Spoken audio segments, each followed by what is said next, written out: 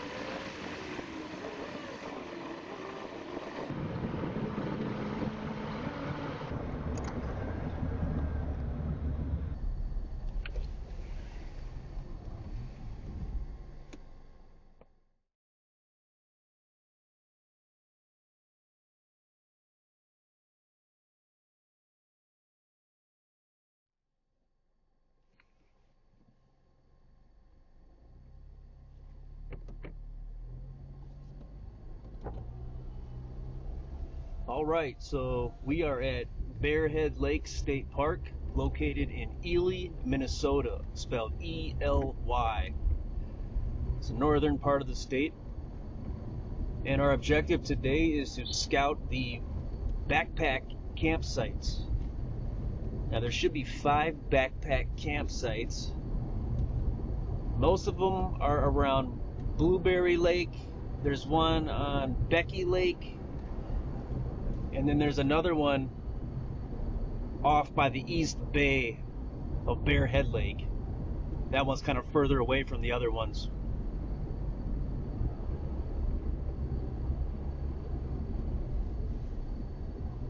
So the plan that we have to hike in is about 4.57 miles in and out total. It's almost 5 miles. We're going to take a look at where to park. We're going to look at the hike in, so you know what to expect. And then we're going to go inside each site and look around. None of them should be occupied, but we'll see. We'll see what happens. And I'm probably going to go ahead and don the mucklucks just to be safe, because there is some snow here. It looks almost identical to when I was here last in February, earlier this year. The state park sign, actually, with the snow where it's placed, it looks identical. Kind of weird how identical it looks. The backpack campers parking is near Norberg Lake, kind of. So we would up here, there's gonna be an intersection, and we're gonna want to take a left. Now, it is possible that there will be some barricades up. You are allowed to reserve these sites, so I think it's unlikely that there will be any barricades. We should be able to drive right into the parking area. And for what I'm seeing here, it's more than likely plowed as well. Everything looks pretty good.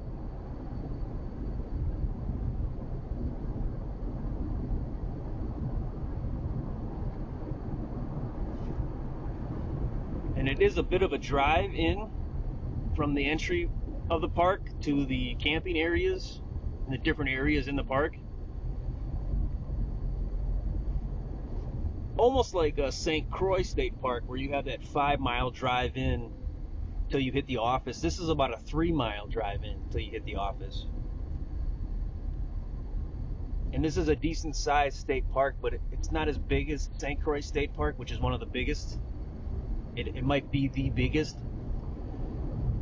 But this is a decent sized state park, and it's also very, very close to Lake Vermilion Sudan Underground Mine State Park as well. It'd probably take you 3 hours to walk from here to there, roughly.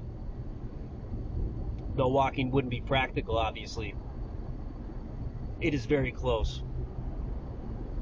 So if you're in the area and you got the time and you're at either or the other park, this one or that one, you might want to check out the other one since you're so close to it. There's a trail that we just passed, Grassy Lake Trail, that was to our left.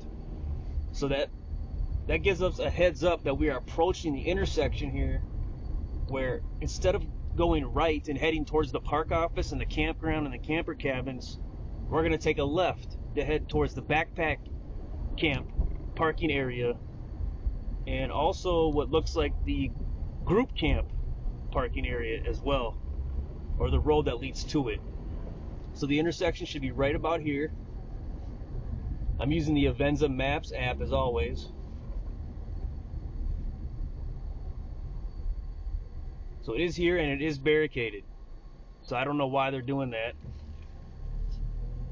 So that will increase the difficulty of this scout. Now just ahead though, there is a parking area icon, and that should give you access to a trail on Norberg Lake. So we'll go ahead and check that out, see if we can park up here.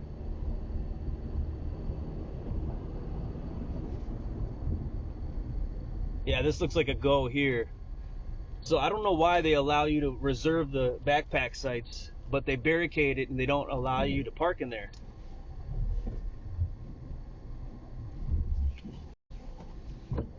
Yeah, but Norberg Lake, this is a trail for Norberg Lake. There is a lot of snow, it's hard to see the trails. And this trail looks a little arduous. There are some stairs here from the get-go. So we're going to be cognizant of that. Our hike into these backpack sites might be a little challenging because of the snow, which really isn't too bad. So we're just going to park here. We're going to pop out, and we're going to start our hike into these backpack sites. I'm just going to put some gear on, put on the mucklucks, put on the assault pack, a little bit of gear, basically a small backpack. And I got the chest rig as well. Everything's charged up, ready to go. All right, here we go.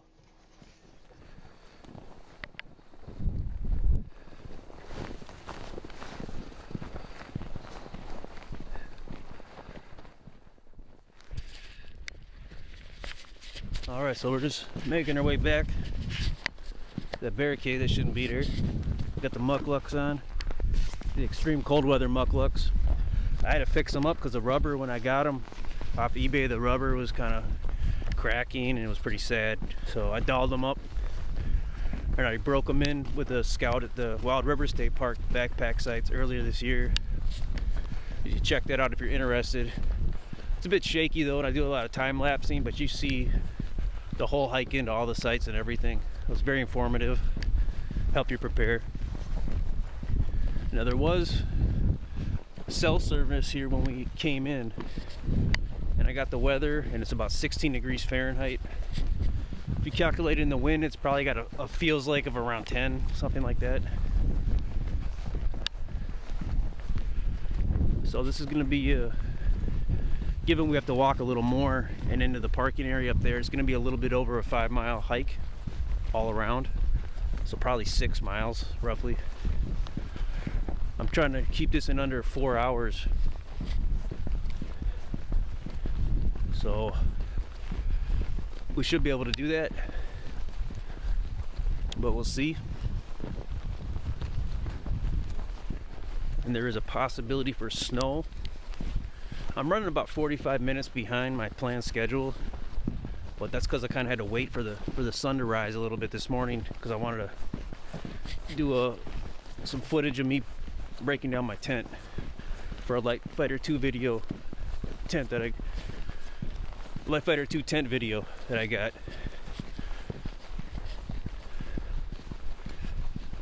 I wanted to do a winter version of the setup and takedown for that tent, just as for information. And that went pretty good, I think. I have to check the footage though. So here's this intersection where we're going to turn and hike through it.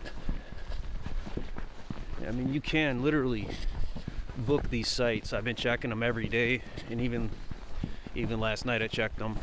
Early this morning, the wee hours, all 5 of the sites were green, meaning you can reserve them.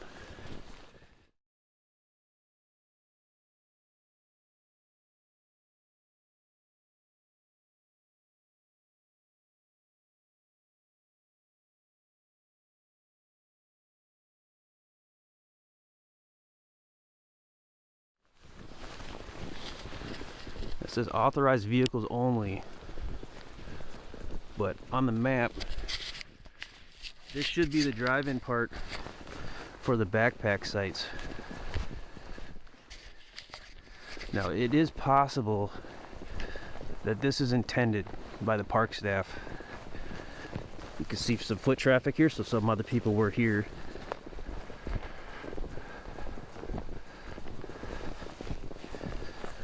Not totally sure how long ago this was, but I'm thinking maybe yesterday. No service here, but in the entry part of the park there was. The Avenza Maps app will still work with GPS. So we are definitely on this road.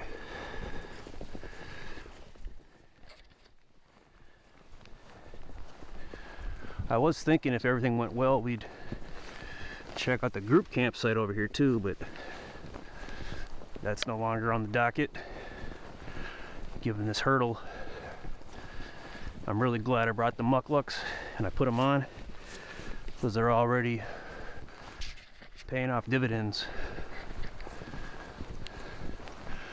I'm trying to keep things not shaky and not wobbly on the cam the best I can.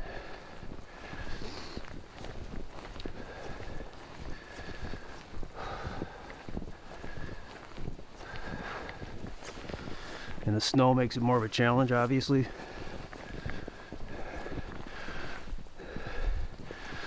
But this road is pretty hilly and pretty narrow.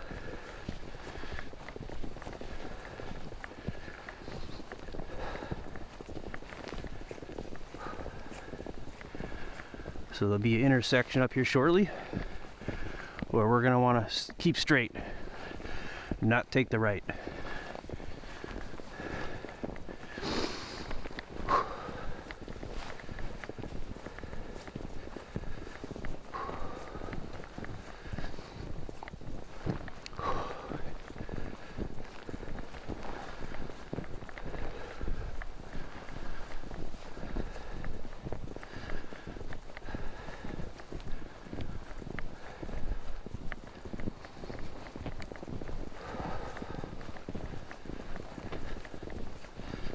So at 10:45-ish we started. So we want to be back to the vehicle by 3 p.m. 1500.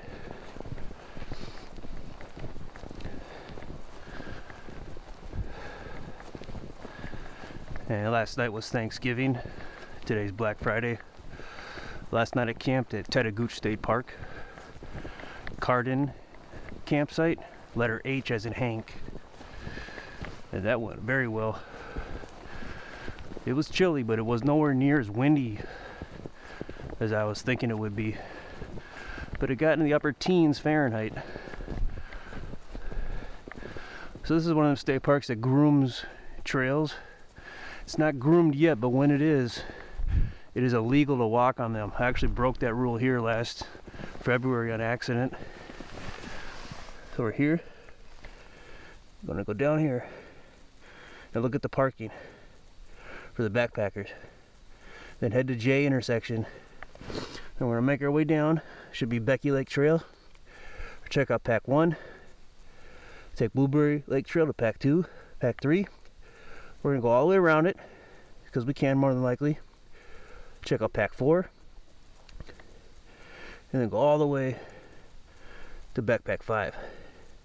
And then we're gonna put a bow on it and call it very good. So let's hope it goes well. It is supposedly supposed to snow around noonish, maybe 1, but they keep shifting the time on that, and based on my last update, there's no snow projected. I do hope it snows today though, just not until I'm probably at least halfway back home. Got about a 4-hour drive back to the community when we wrap this up. I mean, it's pretty calm out here, pretty quiet, it's not really windy. So talking is good because it'll alert any potential bears.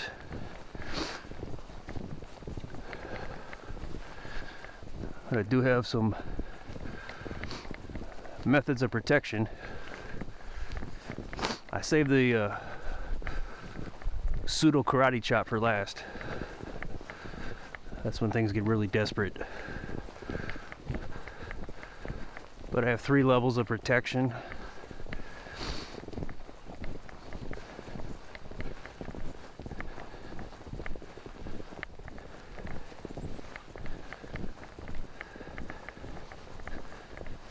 Okay, this snow is the mucklucks working like a champ.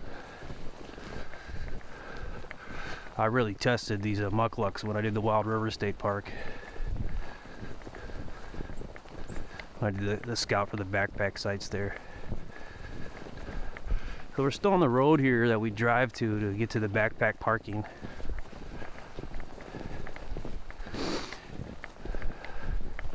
And this actually might be about a mile from where we parked to where we're the entry for the backpack site trail. So this might end up being a 7 to 8 mile hike ordeal.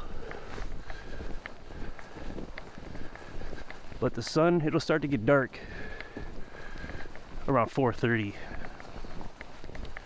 That's when it'll start to get serious with daylight. Our goal obviously is 3 p.m. so that's 1500.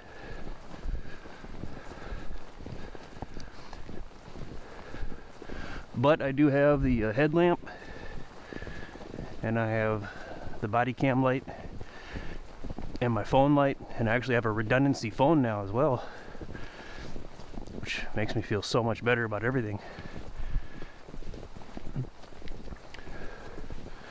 Backup phone charger cases on top of the ones already installed, all full. We're looking good.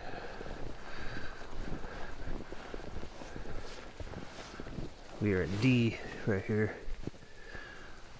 So here is where you would turn to go to the group camp, or continue straight to go to the backpack parking. And I looked on the map and I didn't see any other group camp sites at this state park.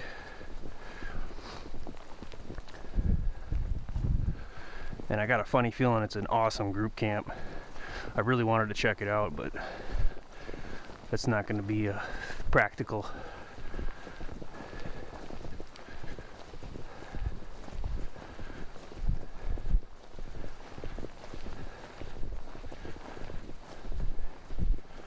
I'm trying to not rush so I don't sweat too much, but not go too slow either.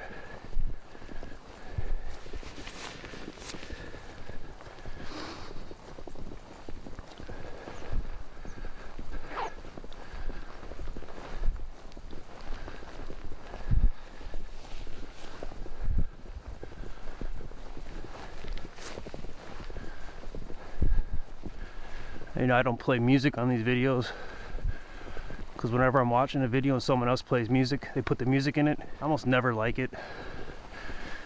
And I'm usually playing my own music in the background. So it just kind of interferes with that. But videos that don't have music, I can just kind of keep playing my music and keep watching and still have the audio unmuted. So I kind of keep that in mind when I do this. So if you got some music you like, go ahead and play it.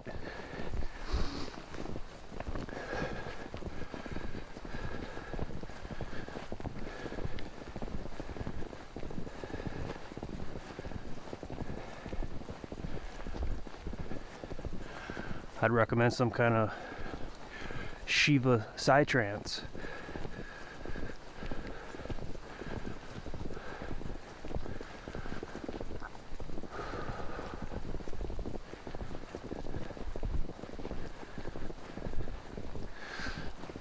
I might have to take my outer shell layer off on the top.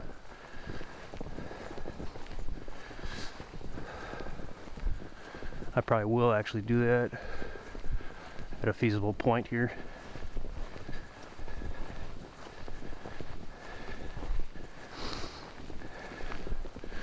I wonder if I reserved a backpack site, if they would have went in and plowed it.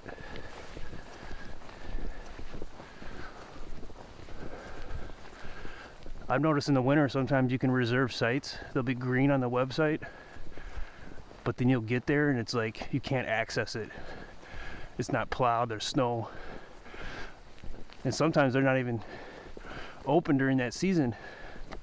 So you gotta be really careful when you do winter camping at state parks in Minnesota.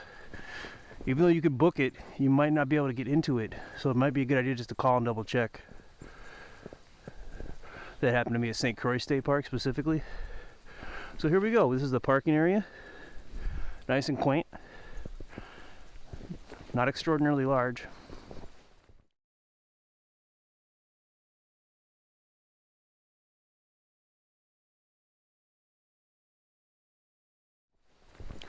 So technically this would be to accommodate 5 backpack campers.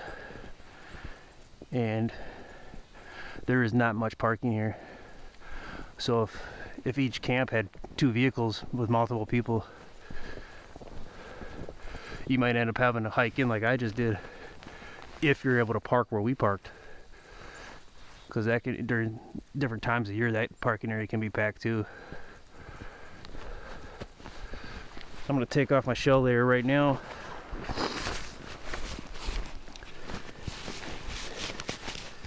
Put it in the pack. Got to make sure to take my phone out of it. That's my guidance system.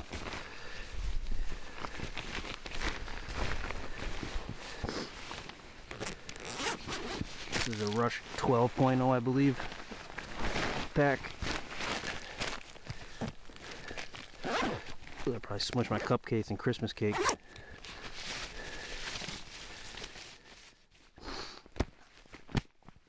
There we go. Now we are ready. Since there's not any wind at all, it should be golden.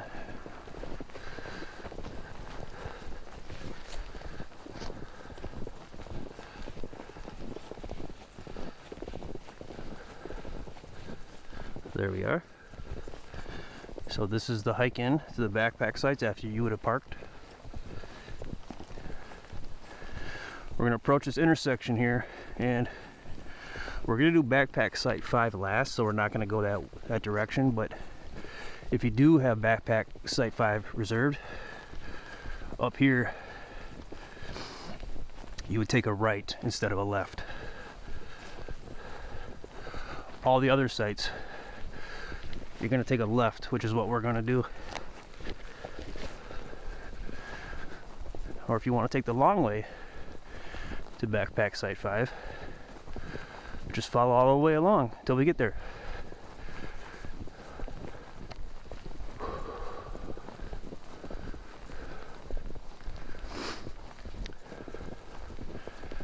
When I was here last time, I scouted the campground here, and it was deeper snow than this. And then the next day, I scouted the campsites at Lake Vermilion Sudan Underground Mine State Park. So I got the Vermilion Ridge campground, and I even weaseled in the backpack sites. There's 4 of them there. Those are pretty awesome. They're pretty easy to get to. I have videos of those. If you're interested, you can check what those look like. See what they look like. Help you prepare. But the snow was probably twice as deep as it is here, maybe 3 times deeper. So it's kind of hard to see what the sites look like from a ground standpoint.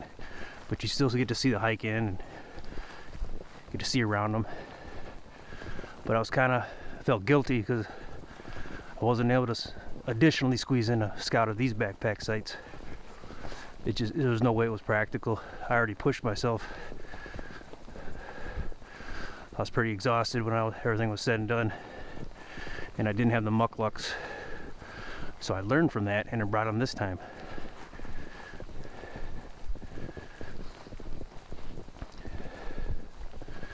Over here, the word Becky, the name Becky, it reminds me of that show Roseanne. The oldest daughter, Becky. And I'm pretty sure my mom hates that name.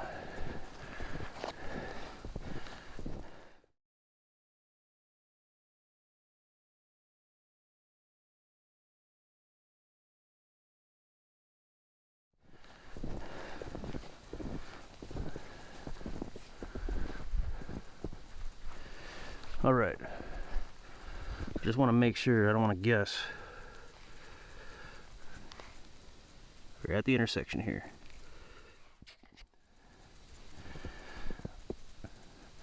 So there's a road to nowhere. That's this. Just don't worry about that. Oh, so we do come out here. Remember when we started? Here we are. We don't come out over there. So this isn't that ends up to nothing trail I said earlier that I thought. Takes us back. Well, I think backpack Site 5 is actually this way to the right. Yeah, because when I turn away from it, when I turn towards this way, it points backpack Site 5. So I think we actually have to go this way, even though it says do not enter. So I'm a little confused.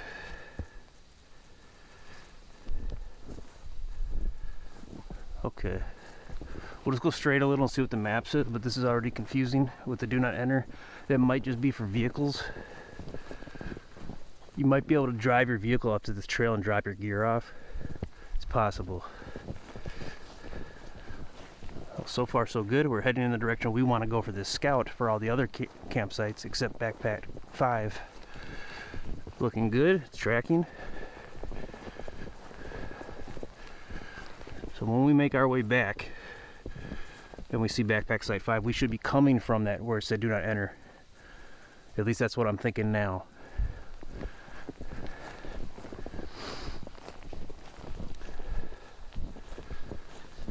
Just want to make sure we're going straight down this trail here.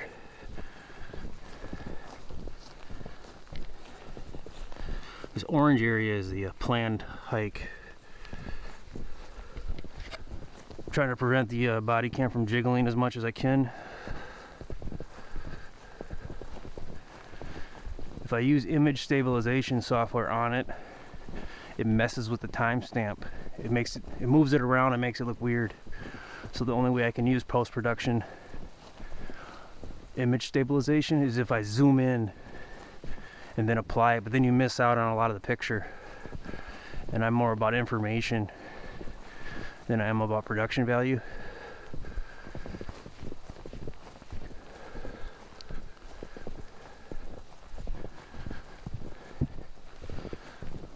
Can't really see what the trail looks like, but it's nice and pretty easy to walk.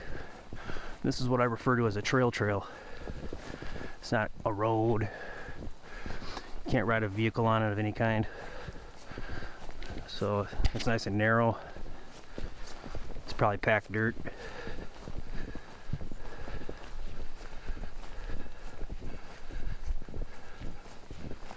All right, we're tracking along nicely. Excellent. So if you have a phone and you do hiking or camping at Minnesota state parks and you do not have the Avenza Maps app, you are a knucklehead. Unless you're just so professional and you know how to do things old school and you got a lot of experience. But you definitely need the Avenza Maps app. It's one of the best apps I've ever used. Usually I'm beating up software developers for being so stupid. With this app, it's completely the opposite. Works very well. Costs nothing. All the maps I've used cost nothing. I almost feel like I'm robbing them.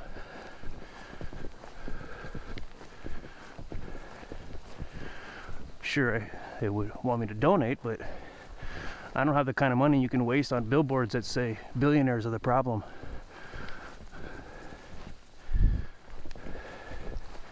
If I did have that kind of money, I'd purchase a sign for Chattahoochee State Park. And if you have that kind of money, I encourage you to do that. It'd probably cost $15,000-$20,000 if I had to guess for a nice plush one. Some of you gamble that away and it's nothing. So just do it, man. Just get a sign for that park, man. Do the right thing. The lame part about it, this obstacle's got this part pointing up.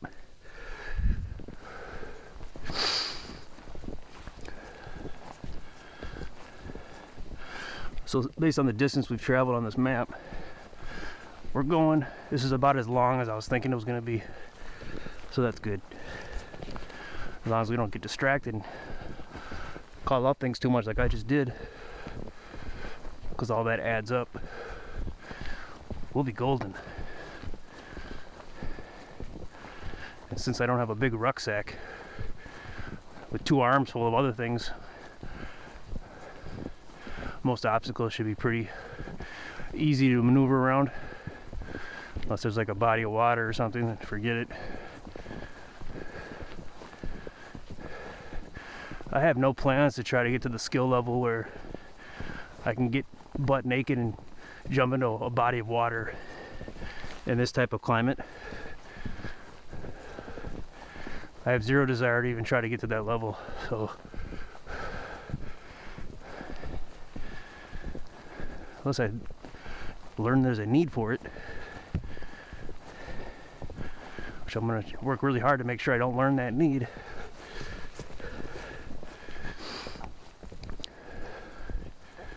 So if you are in a situation where you have to go across a body of water, it actually does make sense to strip down butt naked and go across it. As long as you can put your clothes in some kind of dry bag. So when you get to the other side, you got dry clothes to put on. And you don't have to spend time building a fire and trying to dry them out, which takes a lot of energy. It's better just keep your clothes on and stay dry and put a bow on it.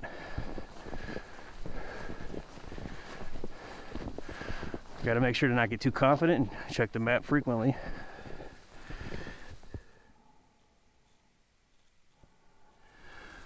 Tracking along nicely. We'll be approaching pack 1 here. That's how they abbreviated these campsites. Pack 1, 2, 3, 4, 5. What kind of fun? Maybe guess which one you think will be your favorite. And if you stick around to the end, like most people don't do, you'll see if you're right or not. And you can let me know. this helped you, and if you were right or not as far as which one you guessed. It's kind of fun because if you've never been here, or you haven't seen footage like this, you just kind of look at the map and the one picture they give you, and you roll the dice, not really knowing what you're getting into. So if you guess and you find out your guess was wrong, congratulate yourself for preparing and understanding something better before you commit to it. And you're welcome for that opportunity, by the way. You're welcome. There's various ways you can thank me for that, but just let me know it helped you. That would warm my heart.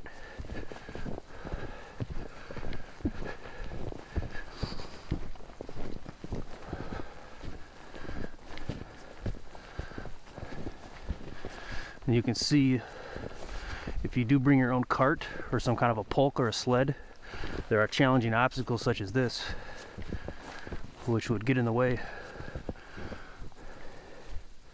make it more challenging.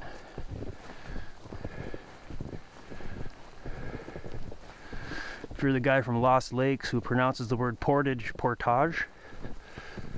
then this is probably no big deal for you.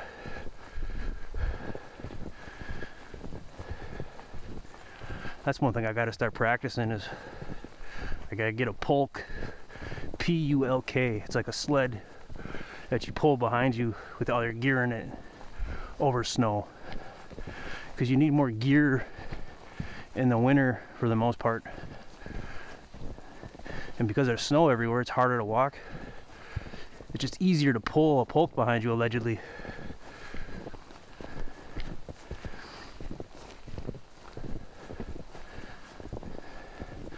I first learned about those from Eric Norberg, who was instrumental in helping me mentally from 2000 to, or actually from 2020 to 2022, actually. But he stopped making videos right around 2022 when I actually started camping finally. I use his videos to kind of help me prepare and for moral support. I was kind of trapped in my apartment, so it really helped me. Pretty sure the walls in my apartment were bleeding at one point.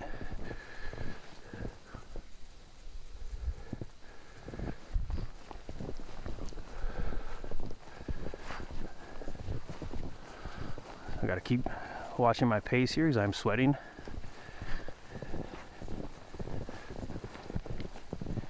I didn't bring a backup merino wool hoodie in my assault pack, which I should have. But I prepped my assault pack when I got to my vehicle after the cart-in camp at Cipher-Tu earlier. Just got it ready to go, because usually when I show up to a scout, it's like action, go time, and I just immediately start working on it, so things can slip my mind. So this is very interesting right here. This is an extreme obstacle if you have a pulk or a cart.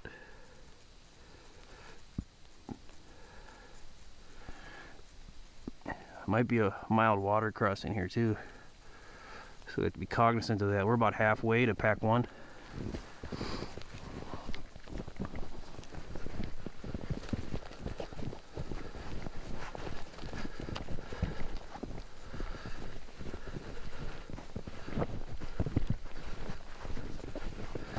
Yes, you gotta be very careful here.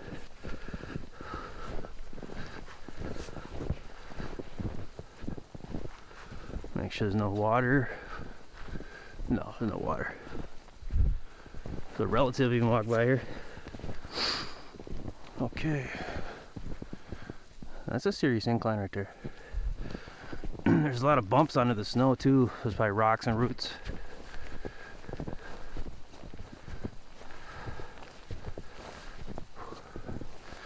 And this will make me sweat more, so I'm trying to pace it.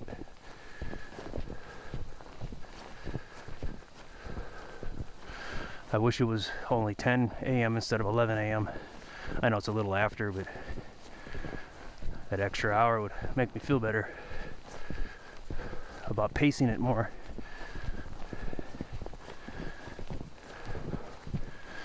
And based on the tint of my glasses, it is relatively bright out, even though there is cloud shade.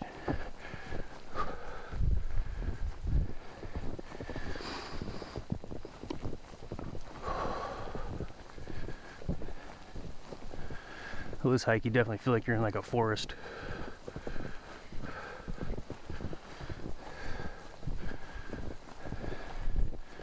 Did a lot of mixture of scouts and hikes this year because Minnesota provides such diversity, from prairies to forests, wetlands.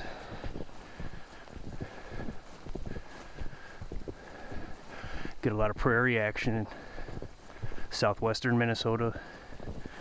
Get some bog action in central northern Minnesota. A lot of forest action, central, northern, northeast Minnesota. I'm kind of working the northeast this weekend with Cipher-Tu. Did a scout of the Baptism River campground yesterday. You should check that out. Haven't seen the footage yet, but it's probably going to turn out good. If I hadn't already posted it, then something bad happened and I don't have footage or something, so I can't check that till I get home. I travel through Finland. I passed by the Ekbeck campground, the Finland campground in Finland State Forest, both run by Cipher-Tu. And I also passed by Kramer Road, which, as Sally Suntala knows, is where you'd bust a right and head on over to the majestical George H. Crosby Manitou State Park, home to only backpack sites, the most backpack sites out of all state parks. I think there's about 20 of them. For me, that's probably the final frontier for scouting backpack sites. That is a challenge. I do have a video scouted 3 of them, the closest ones, on Benson Lake. Those are pretty good. They're the easiest to get to. I recommend camping at them. If you have a certain skill set, you'd be okay. And they do allow you to forage for wood there a little bit, which I didn't know when I went. But when I went, it was Christmas Eve last year and it looked a lot like this. The snow is a little deeper actually.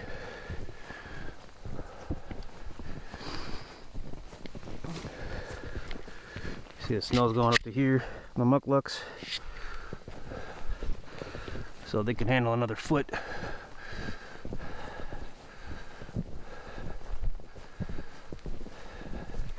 If it got up to my knee though, I'd have to put the shell layer pants over the mucklucks, I think, so the snow doesn't fall inside of it. So I gotta watch the footing here. We got another gorge, down and up.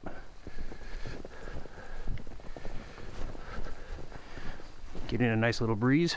Try to get that convection or that current through my merino wool hoodie to help evaporate the wicked away sweat so it doesn't accumulate. And wool still keeps its insulating values when it's wet up to like 80% or some alleged number like that. But still, you don't want to be wet. This is pretty steep and I'm sliding. Here where poles would really come in handy, but poles are for cowards. No, I'm just kidding. I never use them though,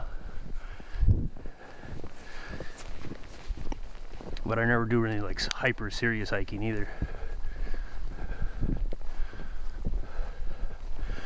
Like those annoying knuckleheads on the Appalachian Trail always bragging about it, how they're there day 975.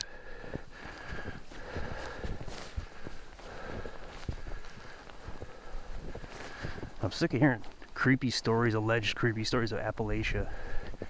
It's like, just shut up already. It's so played out. That and Bigfoot. It's like, just shut up. Put a bow on it.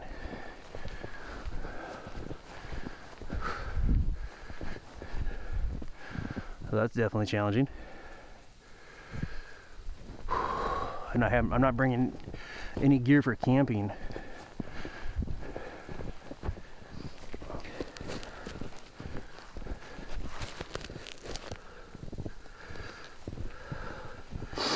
All right.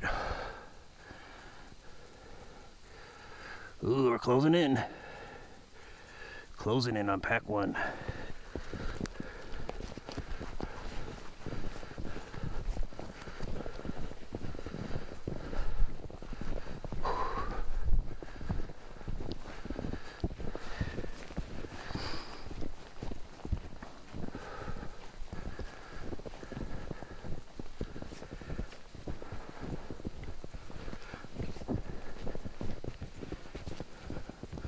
Unfortunately, CamPro makes these body cams. They don't have really good image stabilizing software in it at all, if they have any. I think they might have some.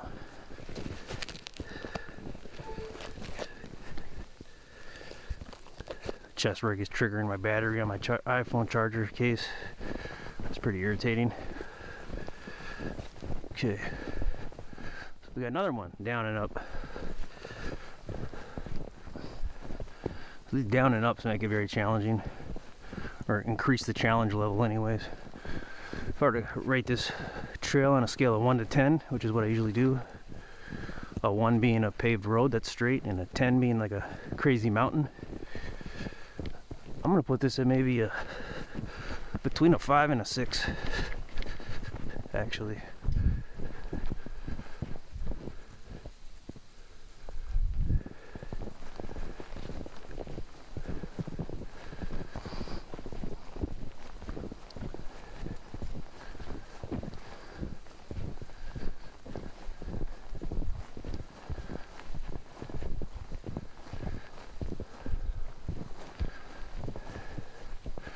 Yeah, Ely Minnesota, if you're watching this, man, I don't know if you've been here already, but if you haven't, this is probably looking like a good one, huh? One of these sites. You and your brothers come out here or something, your cousins.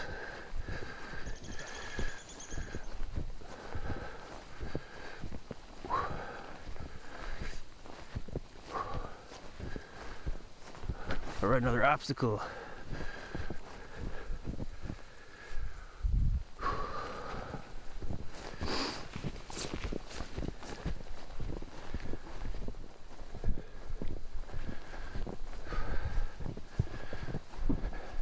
This one actually has a nice handle. It's pretty convenient. Not too bad. Not too bad at all. So that's 2 obstacles. This is a very beautiful hike.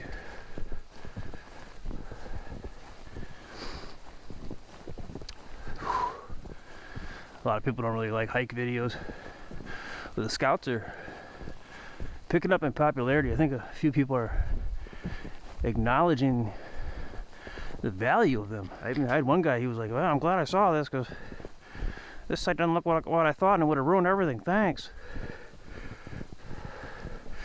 I'm like, no, thank you for taking 5 seconds to let me know. Wow. That's real generous.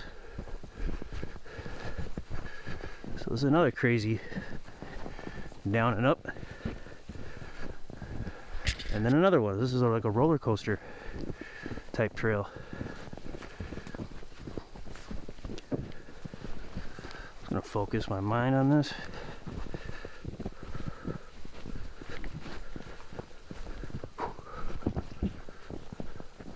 Make sure this isn't a water crossing. It might be a little. That would not be fun. I'd probably actually turn around if that happened. These mucklucks do not provide water protection, but they have wool lining, so it would still stay insulated probably. Still, it would probably be stupid to continue on with the wet feet.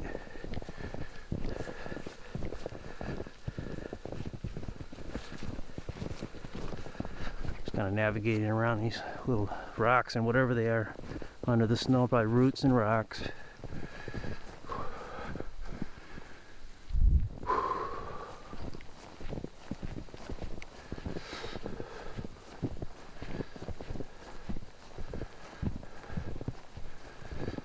Sweating in my legs. I have a pretty thick thermal merino wool layer that I'm wearing. Between that and my durable pant layer, And then outside of that is a shell layer, but I don't want to take the shell layer off because of the snow here. There's a high probability I'm gonna have to kneel at certain points and up the pant leg. Just want to protect it, so just got to pace myself, which will increase the safety as I navigate over these little miniature obstacles peppered everywhere.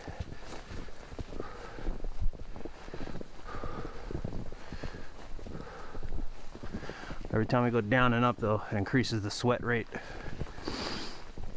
expended calorie rate. I do have some nourishment with me and some water, and I did nourish up a little before I headed out.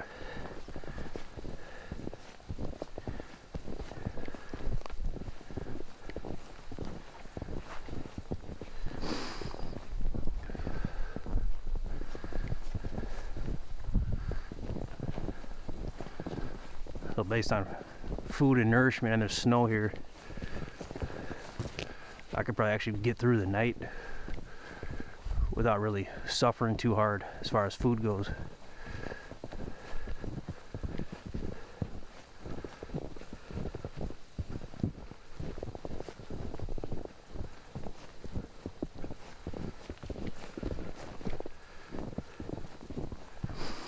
All right, so we're at a map anyways. That usually calls out some kind of intersection. Yep. So it actually says we passed pack 1 actually. We passed it. All right, so I didn't see any signs for it. So the snow can make it harder. So we're gonna go back a little here. And we're gonna see if we can isolate it where it is. Just gotta keep my eyes peeled.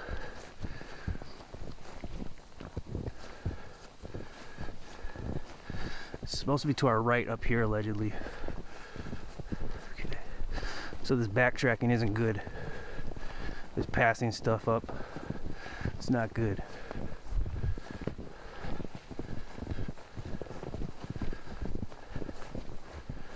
This just drains time. This will probably subtract 5 minutes. All in all, depending on how hard we look for this. And I don't want to go without seeing it because of the effort. But it should be to our right, just up here somewhere.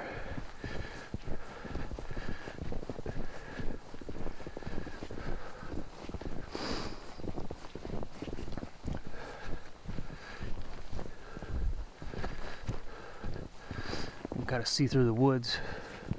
I just figured there'd be a sign on the main trail that calls it out.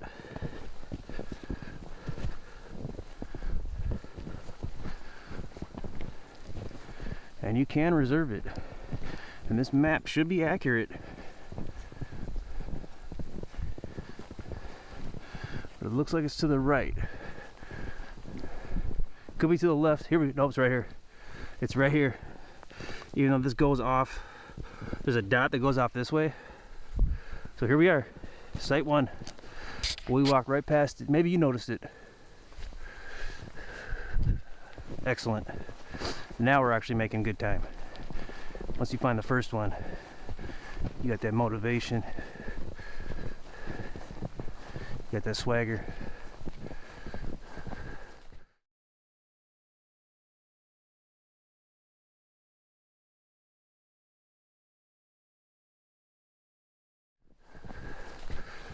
So be aware that the sign is not prolific. It's not a big wooden one like I was expecting.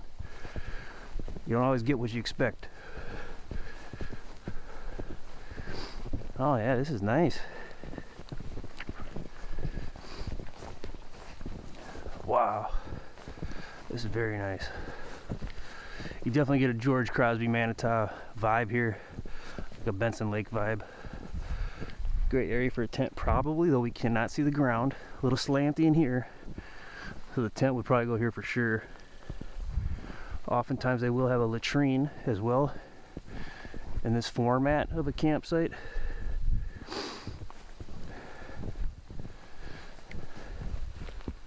It's a bigger grill. It doesn't have the sliding grill. It's a bigger fire ring, I'm saying. And this might be a trail here to the latrine. We'll take a look in a second. I just want to see what lake this is.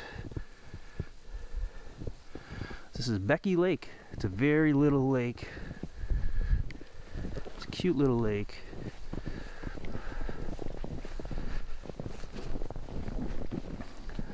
Gonna make sure I don't walk into it. But yeah, you got access to the lake here too. You might use your boat or your vessel as a pulk, but it would be snow and then you probably wouldn't use it on the ice, so that's stupid. If you're daring and you know what you're doing and it's cold enough out, you could probably camp right on this lake, though I do not advise you do that.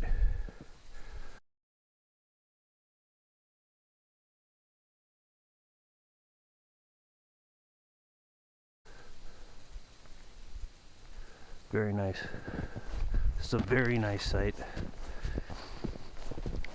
I'm pretty sure this is farther away than 5 is from where we started in the parking area, but this is probably the second closest site from the parking area. Then might be a tie with 5. This is very nice. Widowmakers, nice and open, beautiful trees. Everybody's happy. You're far away from the trail. It bends too, so you kind of got your own little world here. Privacy.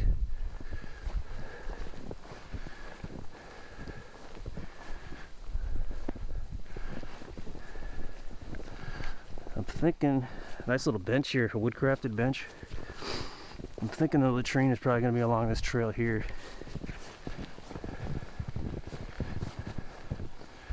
They kind of gotta have to have one, especially because we're by water.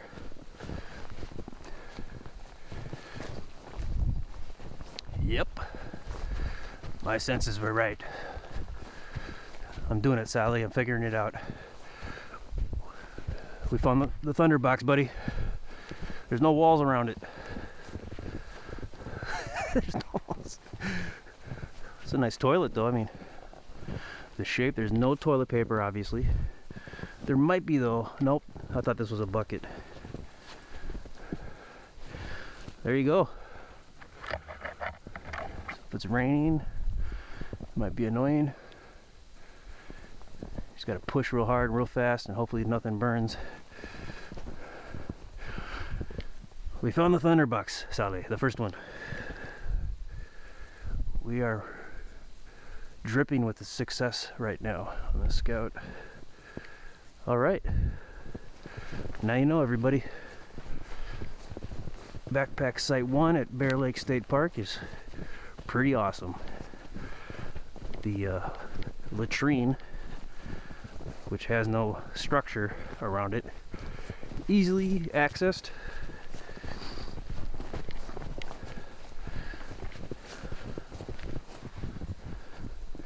Man, this is awesome. Ain't nothing better than scouting campsites in the snow in northeastern Minnesota. I'm kind of central now. All right. So as far as backpack sites go, this is a winner. This is a winner, and I kind of know what I'm talking about at this point in the game. Your tent would go there more than likely. Okay, okay.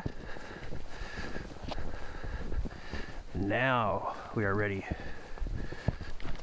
to continue on where we turned around.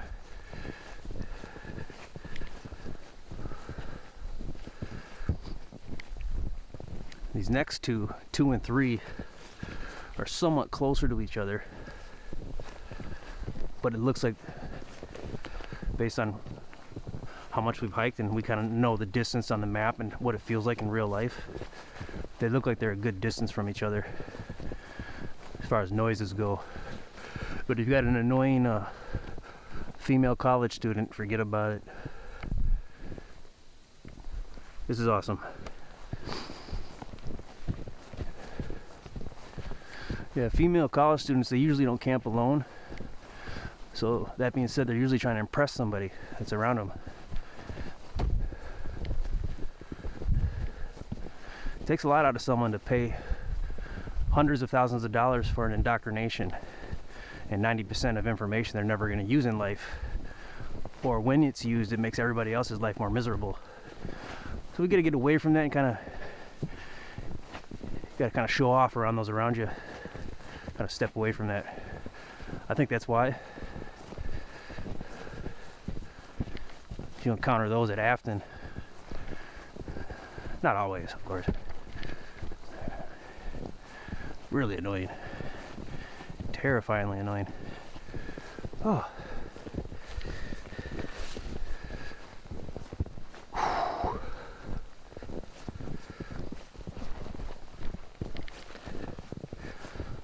it's kind of nice to have pre-scouted this path though. It's no longer like a box of chocolates.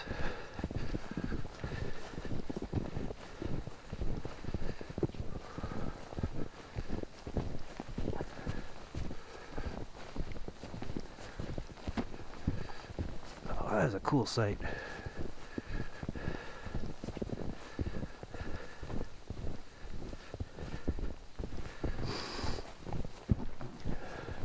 I did a scout of the backpack sites at Glacial Lake State Park last weekend, and not to hate on those sites in any way, but that site right there we just saw is better than all of their sites combined for backpack sites, in my opinion. Another view of Becky Lake from a distance.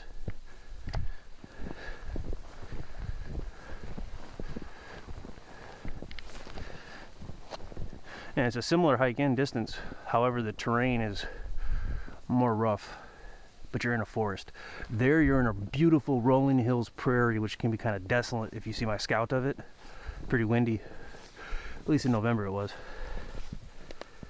So we are right here. Should be, I think this is K. Yeah, K. Okay. We're gonna go along the Blueberry Lake Trail, which I'm not totally sure. Yeah, I guess it's this way. When I was looking at the map, I'm thinking, I'm kind of dyslexic though, so I think left and right. Earlier when I said go left or right, I probably got that wrong. So I kind of use this map as a compass per se, to put red in the shed as it were. So we're gonna go over the top part of Blueberry Lake to check out these two backpack sites, and then go around it, and underneath Blueberry Lake will be pack 4.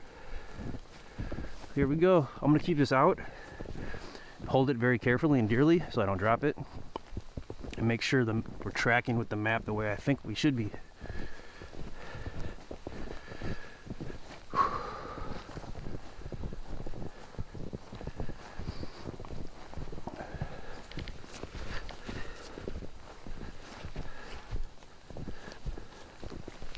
I was proud of myself for bringing these mucklucks and putting them on, because I almost didn't. I almost said, you don't need them.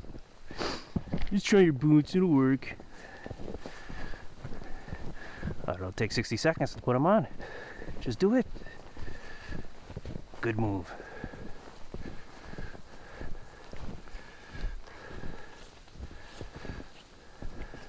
So actually the split between the trails is actually coming up here, it looks like. It wasn't back. Well, you can still turn off over there and go under Becky Lake and head over to pack 5. Just want to see the letter M.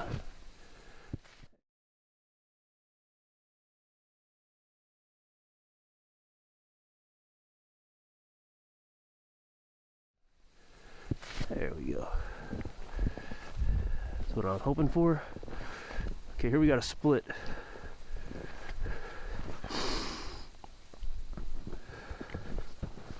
We want to go this way. This is where we're going to split. We want to go to the north part of Blueberry Lake, not the south part. We'll hit that after we go around. I'm talking to myself in that tone, not you. Whew. Even though I say we.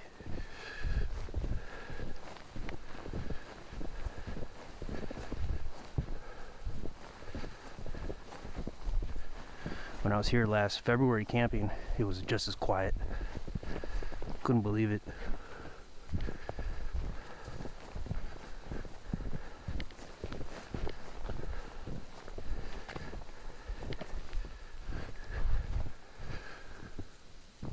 was actually thinking it was going to be a lot colder than it is. But without a wind, it's really not. Really ain't no big deal without the wind.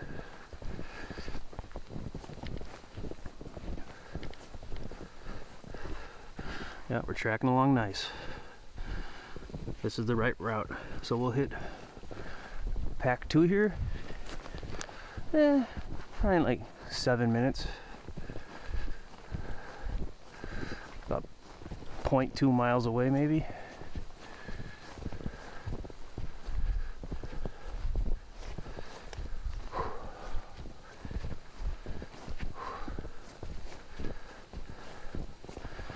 So as you can see, a cart or a pulk is really not practical for any of these sites. Now 5, that might be a different story. After we see 5 and we work our way back, that trail might be more practical for a pulk or a cart in the summer, if you have your own cart. But I would bet that it isn't. It's going to be similar to these trails.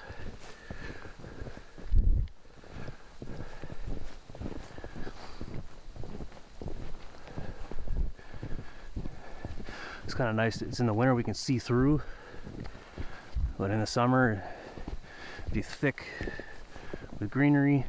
If you're walking through here at night in the summer, that'd be a little creepy.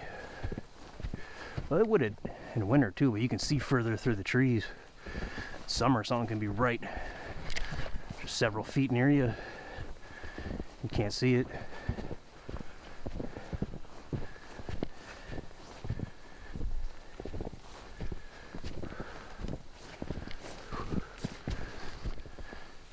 Another obstacle.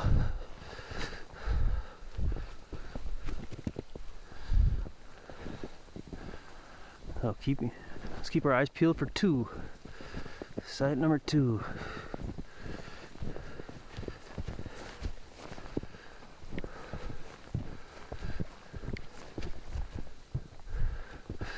I just heard water bubbling, so I thought I was near some water, but it was just the water in my pack.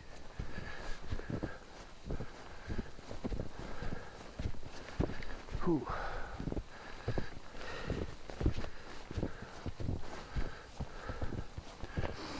These mucklucks are tall enough, so I might end up taking the shell layer of the legs off for sweat reasons.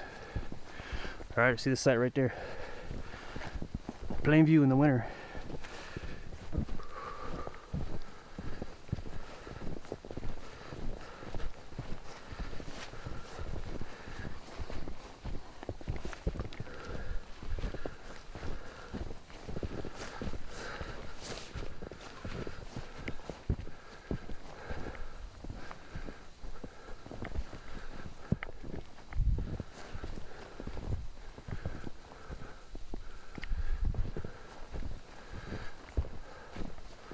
Well, I thought I saw it. Didn't we see it? Wow, that's crazy. I thought I saw it and I don't see it now.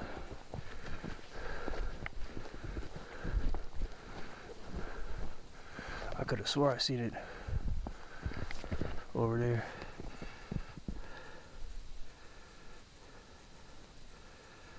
I should be right by it. Maybe I didn't see it. That might have been a mirage. Wow. My brain turned the shape of the woods into a picnic table. That's crazy. Wow, that's crazy.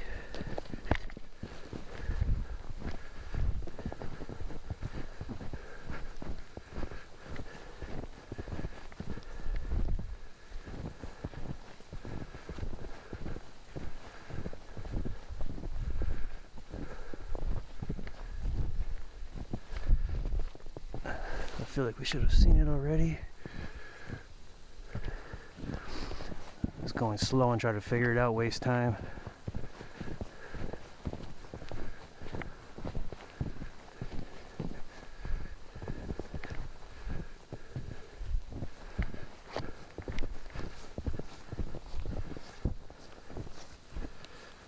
Okay.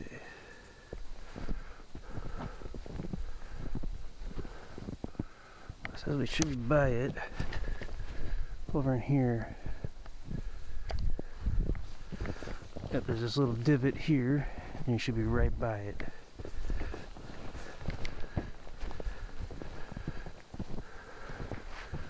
It's crazy how I thought I saw it.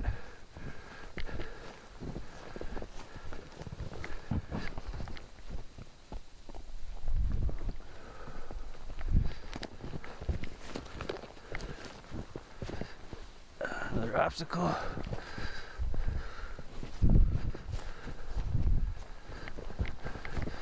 All right, come on, number 2.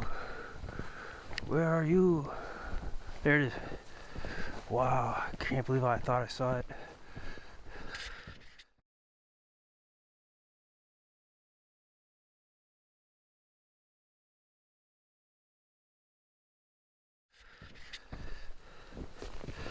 Like something walking right along.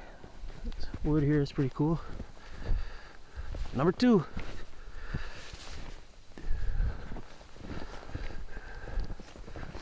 Backpack site number 2 at Bearhead Lake State Park in Ely, Minnesota.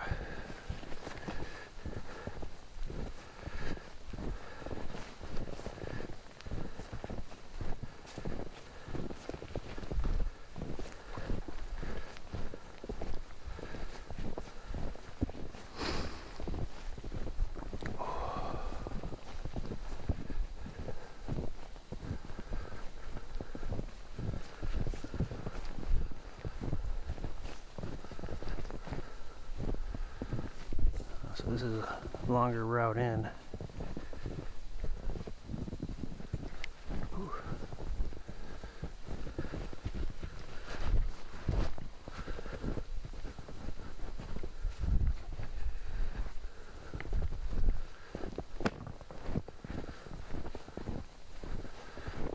Yeah, it's much more of a route in on this one. It's pushed back nice and deep.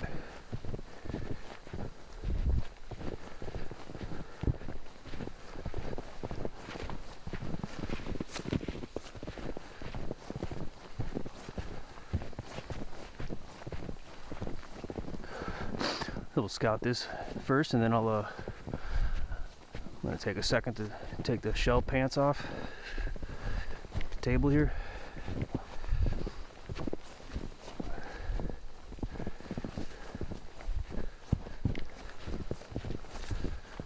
All right, not bad at all.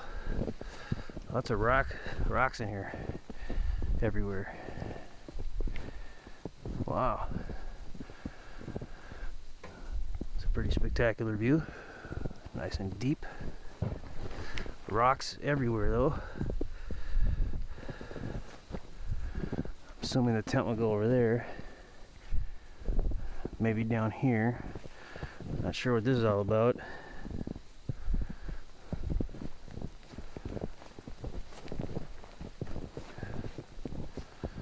Looks like you can meander towards the lake here a little bit. Should be Blueberry Lake. Yep, so Blueberry Lake right there. Reminds me of Benson Lake. There's a lot of similarities to George Crosby.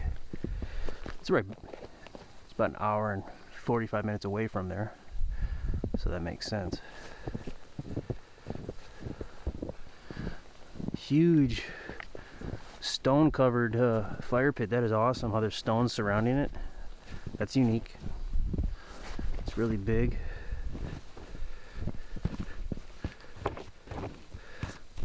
They're falling off easy, so they're not mortared. Someone probably just did that when they were here. It's still pretty cool. And I would assume that the latrine is this way.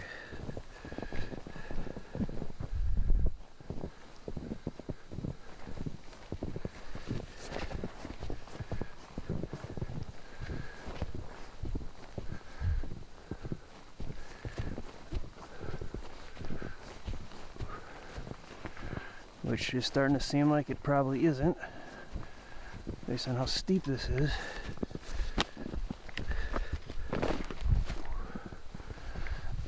Okay. Okay. Doesn't seem like it. All right. Whew.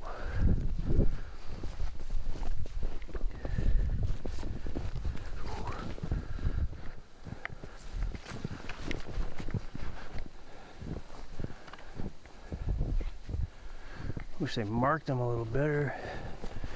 Maybe it's in here.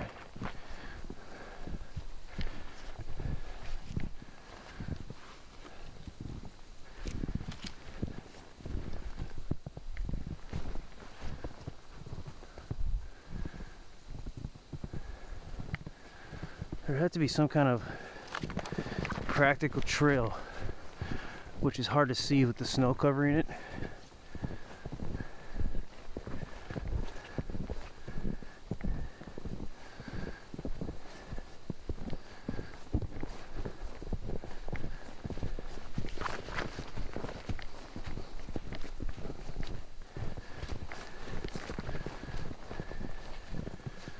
There it is, down there.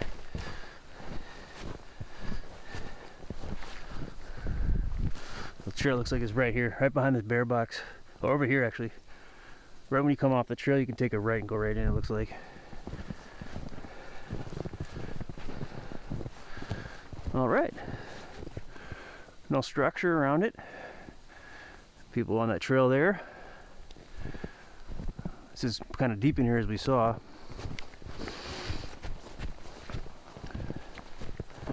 It's kind of cool going this way.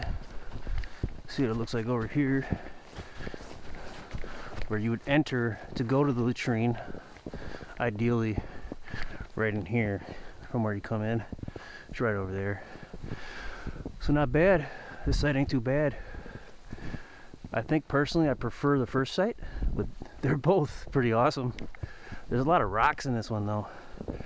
I'm thinking the tent would be right here. This seems pretty ideal for a tent. I'm gonna take a moment to take off my shell layer of the pants. Try to mitigate that sweat, let it evaporate easier.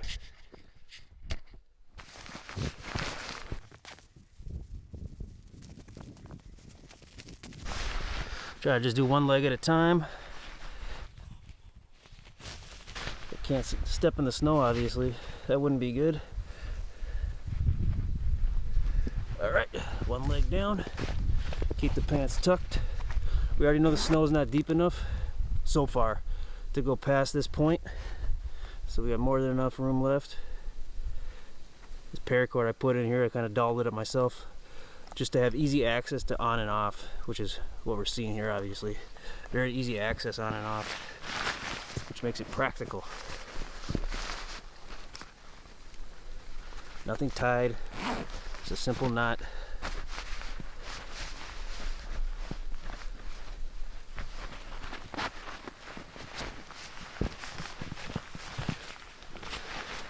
I really don't have good balance.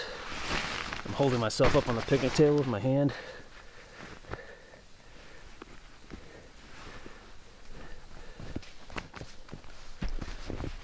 Don't want to get any snow in here.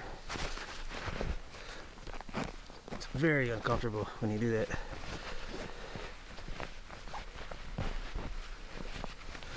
It's borderline painful too. And your feet get numb. You gotta be able to feel your feet when you're hiking. It helps a lot.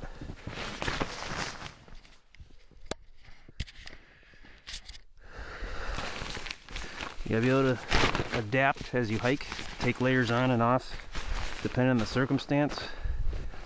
It would be nice, wouldn't it, if you could just pick something, wear it, and it worked the whole time. I know.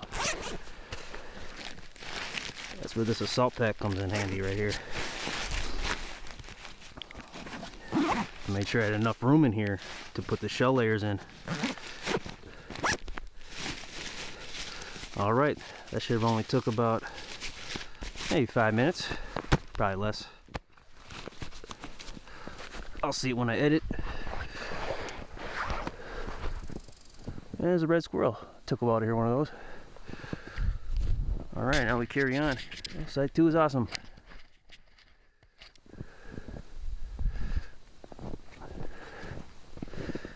Yeah, my legs are wet from sweat. I can really feel it. They're gonna dry off now pretty quickly though. And the insulating wool layer that I have, the 400 gram merino wool between my bare legs and my durable layer pants, which is just Walmart dress pants. It'll help it wick away, and I'll stay insulated too for the most part.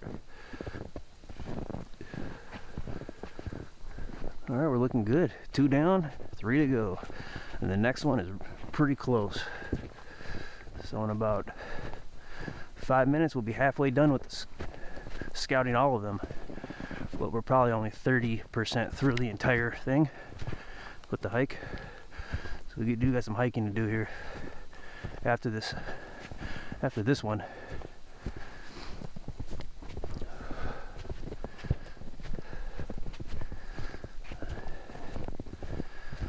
Whew. Starting to feel a breeze kick in. Make me a little chilly, which will cool me off. Hopefully that sweat will start evaporating. Just got to keep adapting, keep bouncing.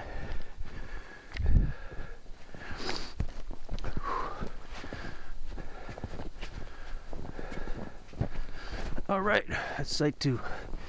Not too bad. Okay. Checking the lens here. All right. On to the next one. Ooh.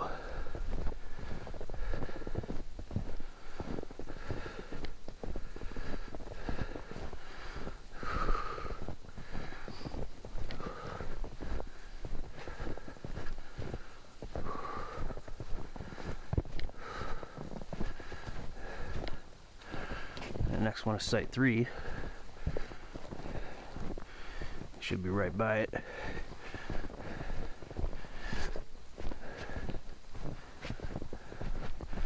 Ooh. A lot of little rocks all over this whole place. Ooh, I got a little cell reception right here. Wow.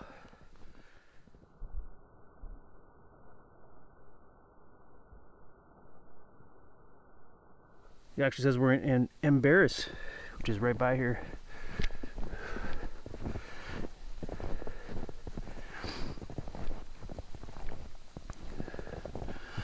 So far we're probably about 3 miles, maybe 2.5. I walked about a mile earlier, so 1 mile, yeah, about 2.5. Okay. Keep our eyes peeled for Cipher-Tu. We don't want to dawdle or lose any more time trying to find something. It's not noon yet.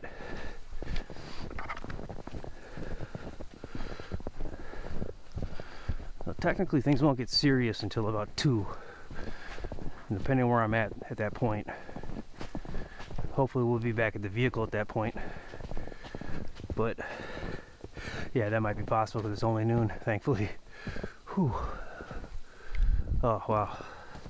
Yeah, thankfully it's not turning 1300. I'd be pretty nervous. But since I have the shell layers off, I can actually move a little swifter.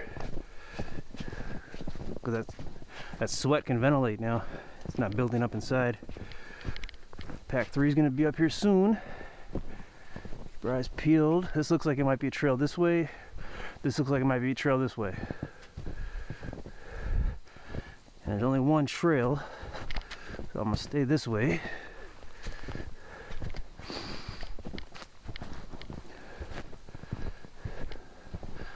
Just because I think it's the right way.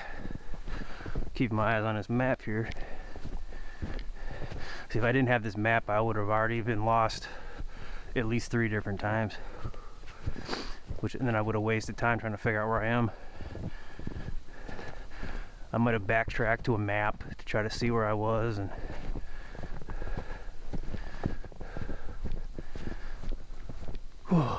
so this map is helping me be efficient, know what I'm doing. There he is. Plain view, site 3, excellent. Excellent, it's really good.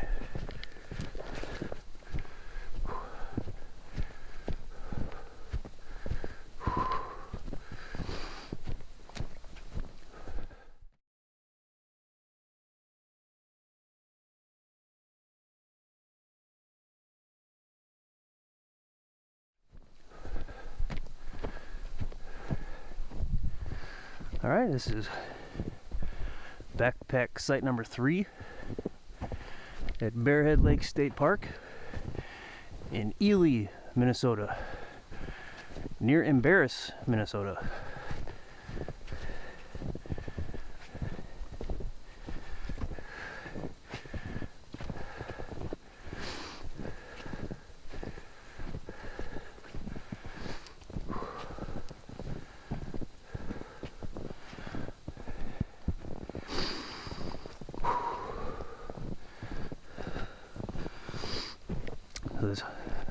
This path in is seemingly not as treacherous so far as 2. It's right there. It looks beautiful, a lot of shade. That's the way I like it. But as I learned last night, even though I scout a site a year prior, the next year it might be totally bald, which is what happened to Cardin's Site H at Chattahoochee State Park. It made the view more beautiful though.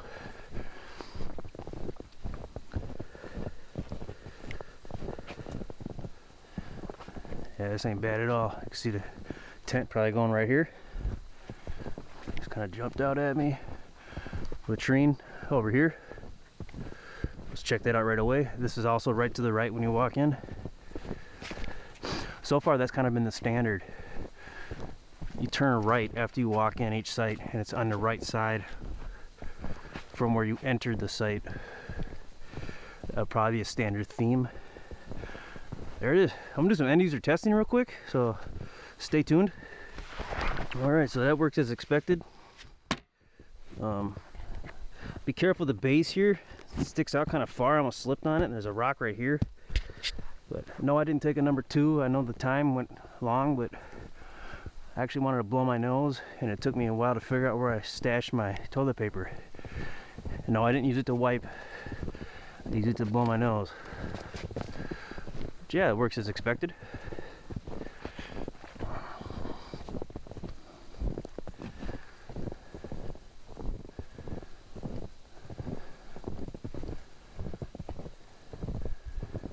It's pretty nice. Some relatives. Blueberry Lake. So on the other side of that lake, we're going to have another campsite. To be pack 4. So we are facing directly at where pack 4 is from here. And sound does travel across water pretty well. I don't know about ice, but so you may hear the sounds of these 3 sites off the lake.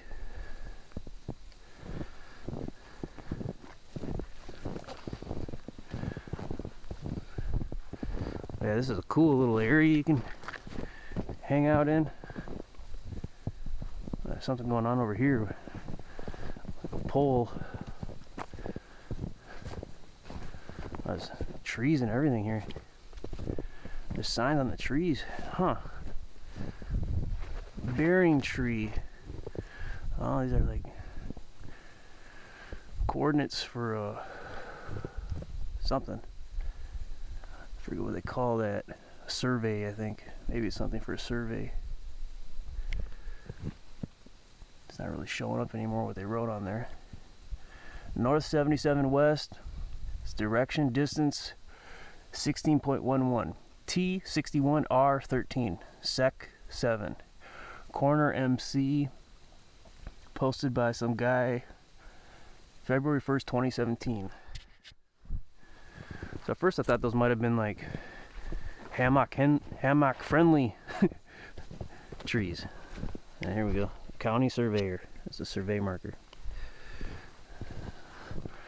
So you got that here too. Wow. You can pose by it, take a selfie.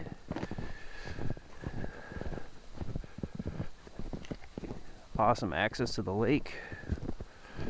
Oh, this looks like some trails out here by some creatures. Hopefully there's no big hole where the trail ends.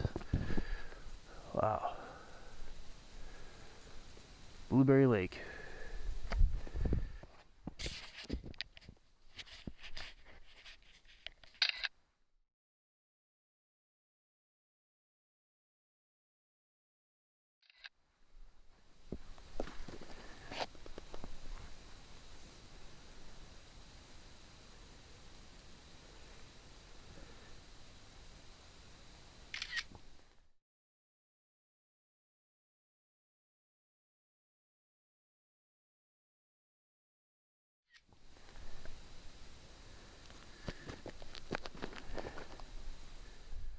Everything's really quiet here.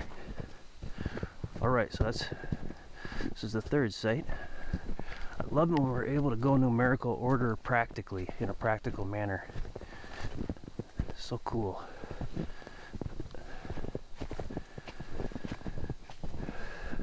I don't think the tent here would be too practical, but it might.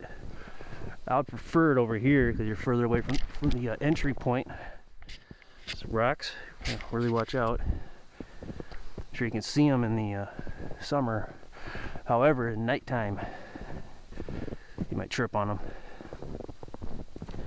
So you probably put the tent in here. I don't like being by the entry trail. That's not too bad at all.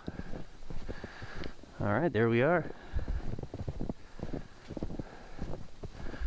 Looks good. Backpack site number 3.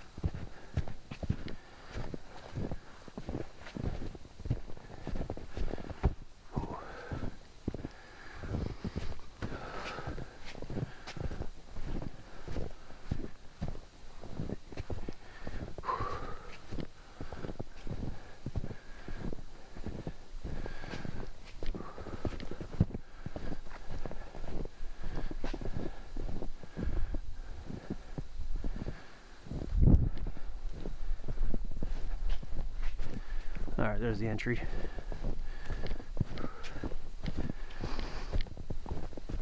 Ooh.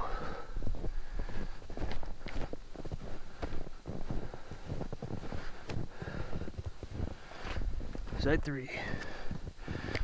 Not too bad at all. I still like 1 though.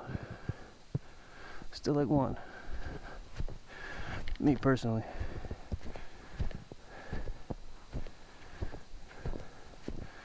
So now we're going to go all the way around this lake to the other side where I pointed. Check out backpack site number 4.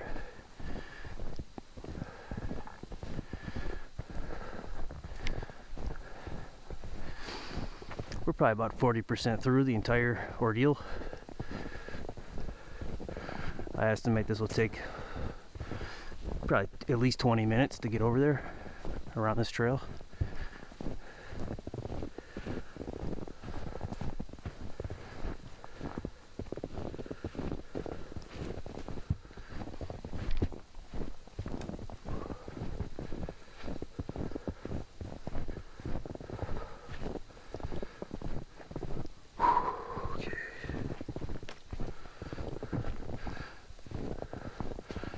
Feeling pretty good at this point because we're through the halfway point for all of looking at all the sites.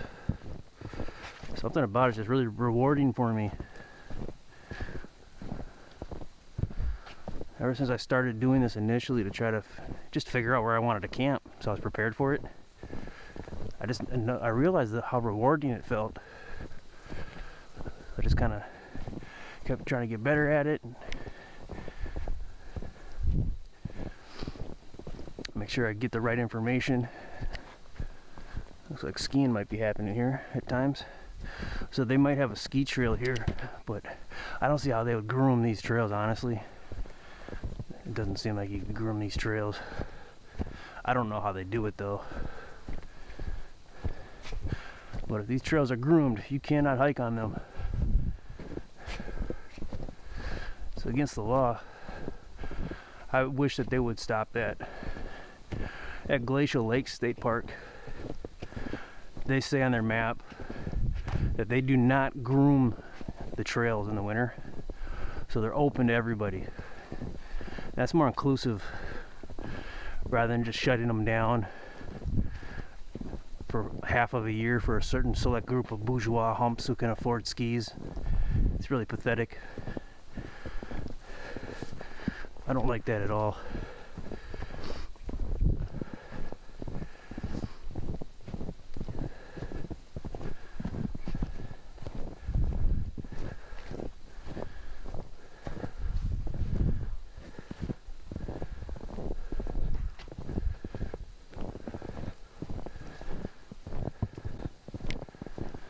It's kind of surreal. I'm actually here scouting these backpack sites.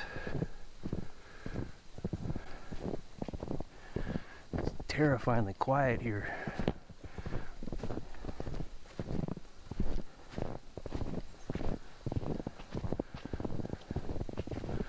So any creatures will be able to hear me pretty clear, just because it's so quiet.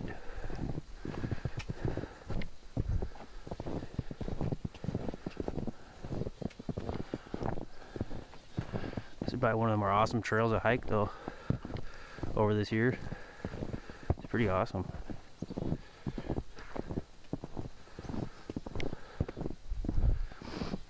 I feel like I know where I'm going, but I'm just going to double check the map. Really good cell service here. I was able to sort these maps by distance, so now the one that I'm on comes right to the top of the list. Finally figured that out. Looking good. So we're going to come to a hard turn up here and go down that side of the lake. We approached this turn quicker than I thought we would have. You know, just as I'm planning, estimating in the back of my mind.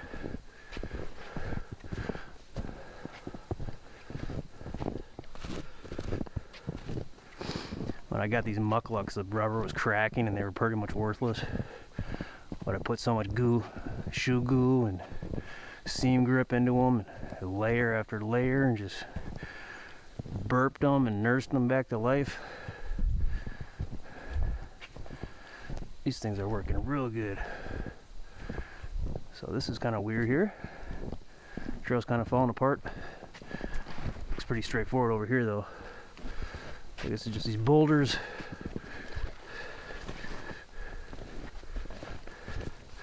There might be creatures hiding inside the cracks of the boulders. Ooh, this is difficult. Yeah, a little creature went in here. Thinking a bunny, I'm not sure. So here's where the shell layer pants would have came in handy. Got to dust off my pants. So this is probably the craziest obstacle yet. This little mountainous area of rocks. Boulder City. Call this Boulder City. Not really boulders, I guess. I guess it depends on how tall you are. This feels like a trail. So this route we're taking, we're just going to go around to this backpack site. Just because it's better than backtracking and we get to take a look at it.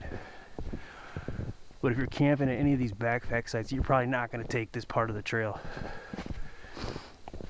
Though you could. This is one way to get to 4, that's for sure. But it's seemingly the long way, as it would appear. I'm guessing you're adding at least half a mile to a mile if you choose to take this route to backpack site 4.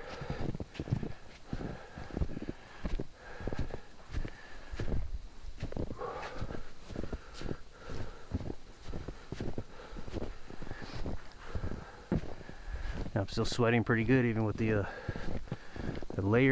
shell layer off. There's a decent current coming through as well, so I might want to just tone it down a little.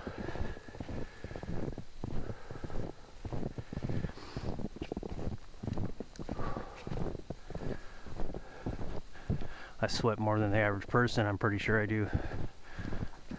So it's really annoying. Just another challenge. I suppose it's healthy though, right?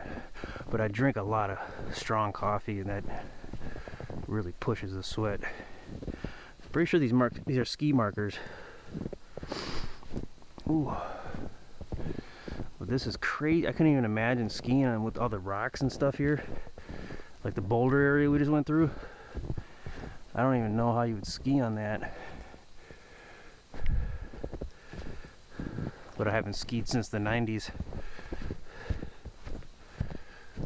There's an orange marker. I'm not really sure what that means. I remember black diamonds were the most challenging hills to go down at the ski slopes. I actually did some of those. I couldn't believe I got to that point where I could do those. Really scared at first. And my first day in ski club, that was embarrassing and scary. But then I caught on so quick. I had some buddies that were real nice to me, and wow, and as soon as I caught on, those are some of the funnest moments at ski club. I was at St. Mark's School in St. Paul on Marshall. A lot of rich people go there, so my mom wanted me to go there for a good education, so we didn't really have money for that kind of thing. And most of the kids there come from fairly well-off families. I didn't really fit in that well for that reason. In my opinion, that's my reason. I usually don't fit in well anywhere anyways because I have a weird personality, but it just got worse. But there are a lot of kids there that I'd say the majority of them are really accepting, really cool. And there were some other kids that didn't come from rich families as well. There's one kid called John Nentel. He was a pretty cool kid, man. He's pretty cool. Him and Coley, he was pretty cool, man. Coley was, wow, one of the biggest hearts. He's probably the head alpha, the strongest, buffest kid. But he has just this kind heart, a really accepting guy. He's probably still like that.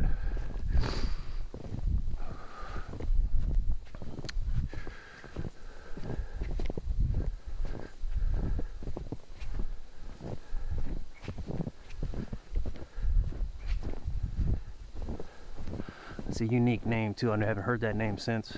Coley. I believe it's C-O-L-E-Y.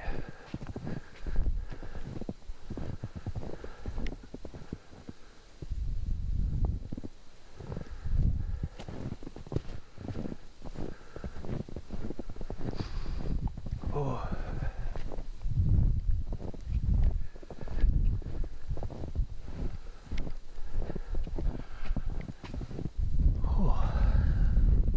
These mucklucks are, wow. I think that's one of my proudest decisions of this year, is wearing these mucklucks on this hike. I also, on Labor Day, canceled my trip to Schoolcraft 24 hours prior because I saw how crowded that campground was going to get. And I scheduled a camp at the group camp at Savannah Portage State Park, which cost me a lot of money, and I lost money too, canceling. That was one of the best decisions I made as far as a pivot goes for a plan. Wow. That group camp is an awesome group camp at Savannah Portage State Park. We're probably going to be passing near that park when I leave here to head home. It's in McGregor, Minnesota. We might be just west of that when I head south. This trail is kind of all over the place here. Just want to make sure I'm on point.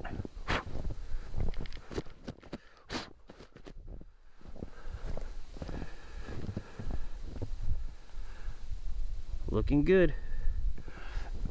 So we're almost at the very far end. with this trail. This little hump in the end. Then we'll be on our way to Pack 4. So this is going pretty good, this hike around this lake. As far as this scout goes, this was probably my main concern was the hike around this part of the lake.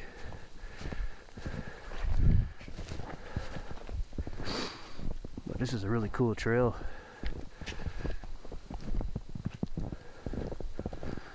I'm guessing a lot of people would really never hike this trail, and on top of that, even more people don't hike it in the winter like this.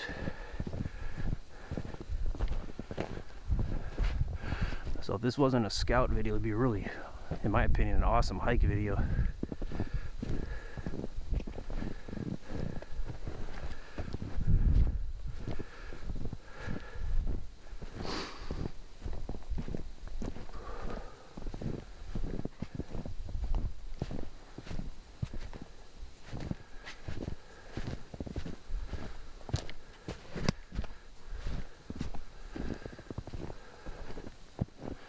It's always a possibility we could encounter some form of obstacle where we actually have to go back and turn around.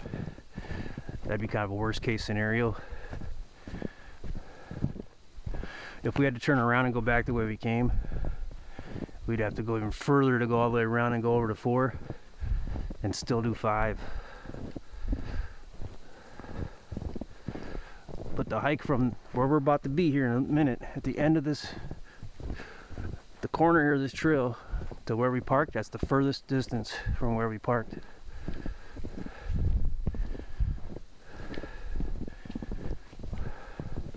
I took Highway 1 to get here from Cipher-Tu State Park, and that is a fun little road. It's really twisty and windy though, so I had to be cautious because of all the ice sporadically placed throughout certain parts of it.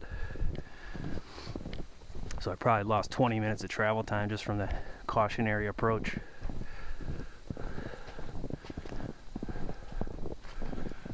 But it's a really fun Highway 1. It's a really fun one to drive. Be careful though on it. Don't have too much fun on it. But that one's nice, cool, windy. There's another highway from Scenic State Park or from Wooden Frog Campground. And if you head south, I forget what it is, but it goes up and down like a roller coaster. And you can go like 60 on it. That is a fun one. Man, that's fun. Ooh, I wish I had a photographic memory. I could just recall what highway that is. There's a guy who works at Scenic State Park. I encountered him twice. Each time I was there, and the second time there, he told me about that.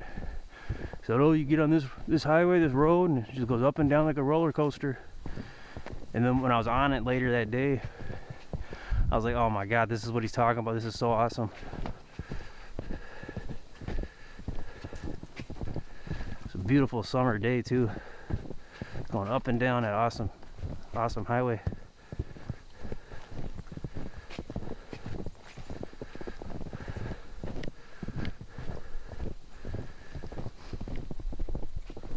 Ooh.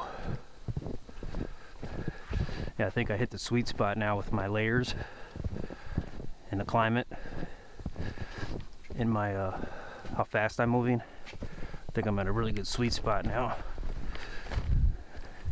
Getting at equilibrium. Wow.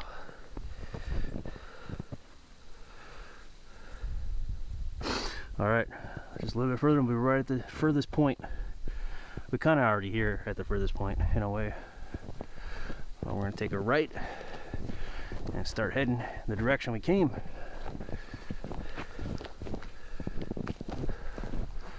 That half hour went by pretty quick.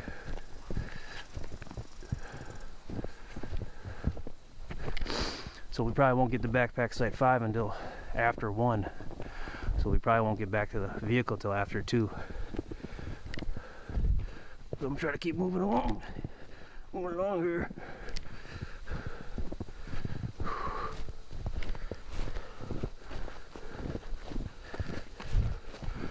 wish this battery on my case didn't activate so easily. It's really annoying.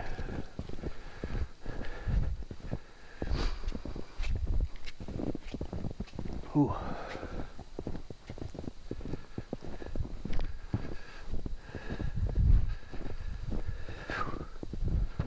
Ooh.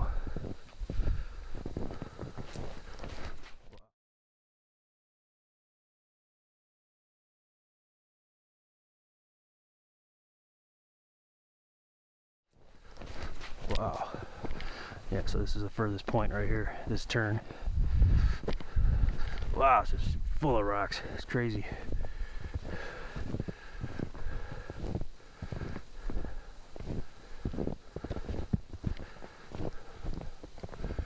It's kind of dark and cold over here too.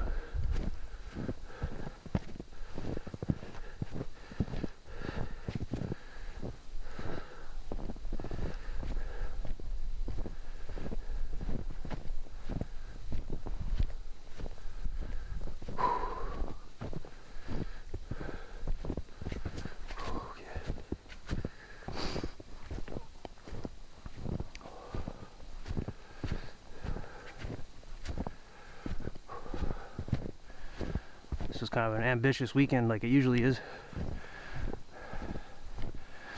But we're almost there. Almost got it pulled off.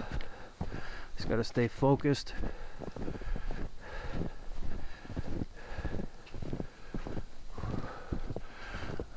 This weekend I plan to edit the scout of the Judge C.R. Magny State Park campground. So I'm trying to have that up by December 1st. So this Monday. I got a bunch of footage since that to edit. I'm just going to try to start drilling it.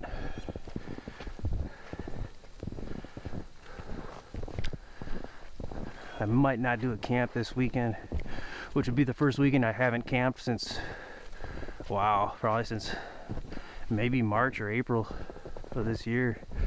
Had a lot of opportunity this year to just make it happen, thankfully. But I don't have any social life, so that's kind of where my time comes from. I think I've had enough social life. First 30 years of my life. Good enough.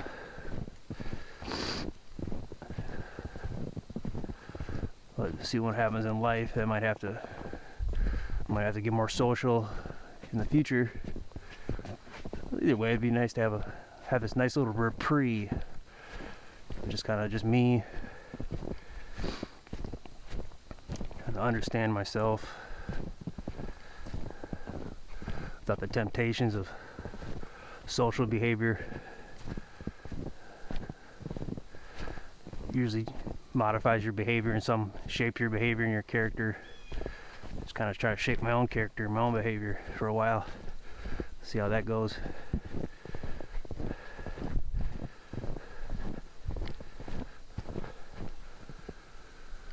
All right, so we're looking good. We're past the far end.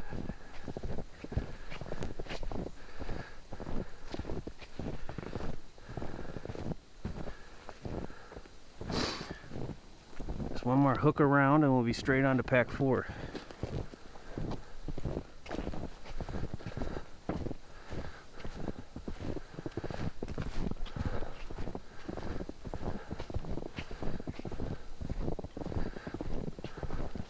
Still feeling pretty good in the hike.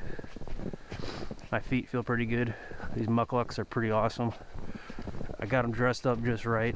The felt wool insoles and the wool liners, wool socks over the insoles too, help padding and absorption. So here I wish I had the shell layer on my pants, that's for sure.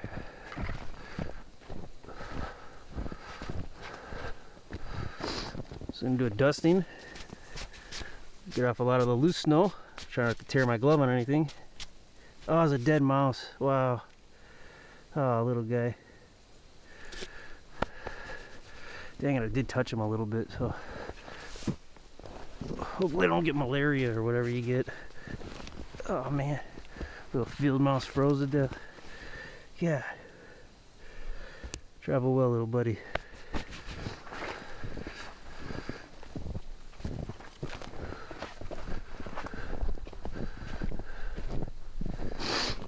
Oh man.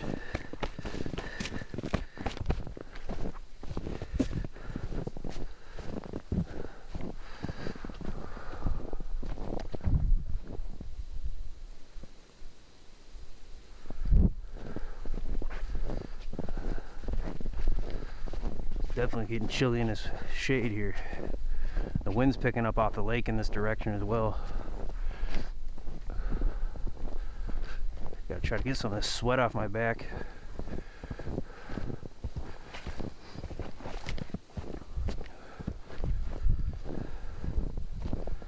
It's a really cool trail. It might be a little more dangerous in the summer though, with like ticks.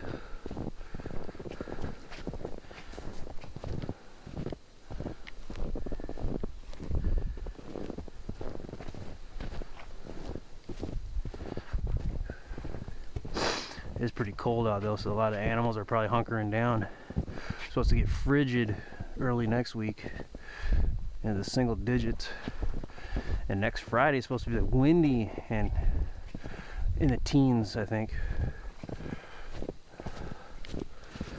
I don't know, I probably won't do a camp next weekend. Just get caught up on editing. I have so much I've collected. I kind of wanted to do that in case I wasn't able to get out anymore. I'd have a backlog of stuff I could work on, keep my mind focused until I could get out again. I don't plan to do as many trips next year though, in 2026. This year I got to check my notes, but I may have beaten my record of more than 40 camp trips for the year. That was my record, 40 in 2023. So I may have tied or beaten it at this point. I think I have, but I really want to do another one on Christmas Eve at Split Rock Lighthouse State Park, a Cardin site, but before I camp there, or maybe the next morning, which might be better. Do a scout of the what they call the remote sites. See, for those you have to park in the Cardin campground, I believe, and then you hike through the Cardin campground all the way almost to the end of it, and then you take a right and you go to what's called Bob's Stairs, and over in that vicinity is, I believe, 4 what they call remote sites. And if I could scout those, that would really put a bow on this year. I wouldn't feel bad about not doing as much next year. I wasn't able to save a lot of money this year, so it's kind of the downside to it. I was hoping I could save a little more next year. So if you're not saving, you're kind of screwed, especially nowadays and what the days will be probably to come. So we should be approaching that backpack site 4 here relatively quick. It'll probably be a sign in plain view right on this trail. Yeah, we're almost there.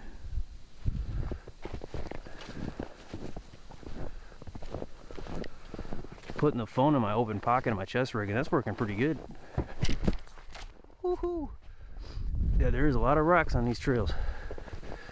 I can't see where they are.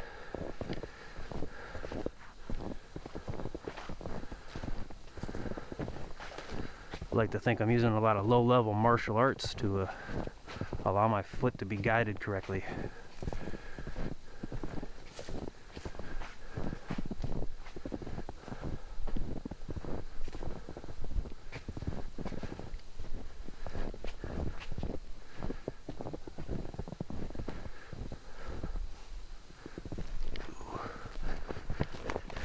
Make sure there's no snow on my pants. It'll melt. Get it off while it's still snow before it transforms into a liquid Yeah, my legs are feeling pretty dry right now, though. That's awesome. One thing that's really wet is my, from sweat, is my back and my chest from the chest rig a little. I'm pretty used to that, though. They're just always being sweat on my chest.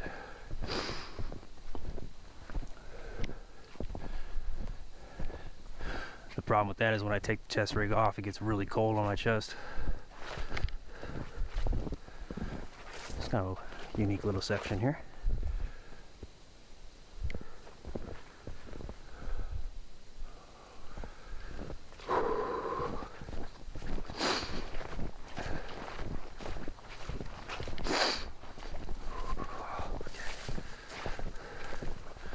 Should probably sanitize where I touch that mouse a little just to be safe.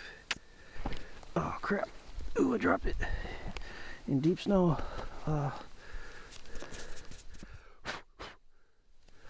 Slippery with the gloves. There we go. Never know.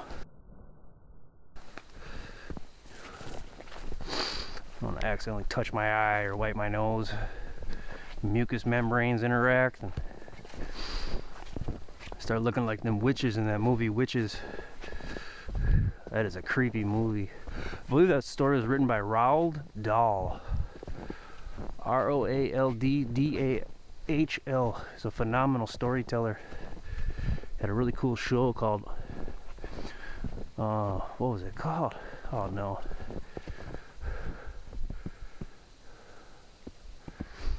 Dang it. I'll try to remember later.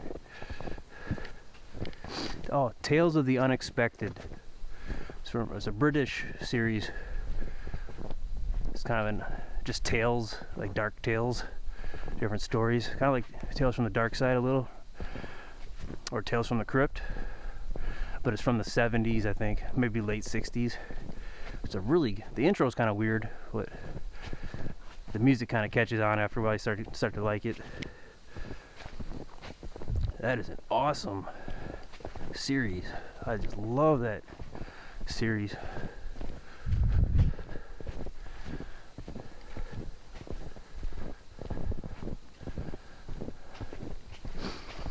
Alright, we should be seeing 4 here pretty soon.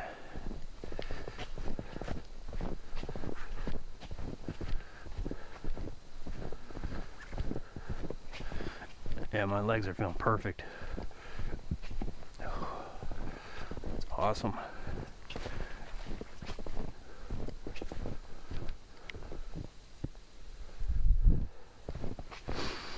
If the rangers saw where I parked, they're probably going to analyze my foot tracks to where I went.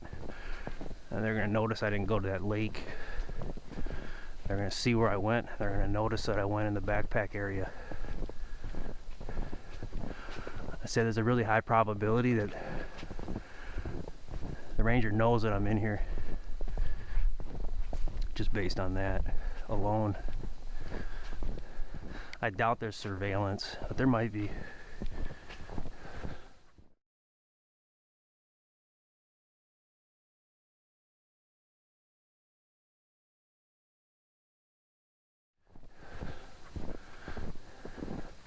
So this actually has a 4 on it that you can't see, rubbed off. But you can see it here a little bit more. That's kind of lame. But here it is. Backpack Site 4 at Bearhead Lake State Park in Ely, Minnesota.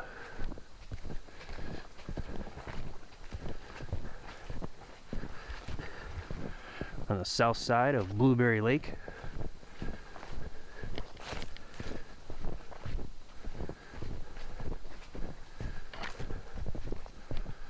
About 3 inches of snow.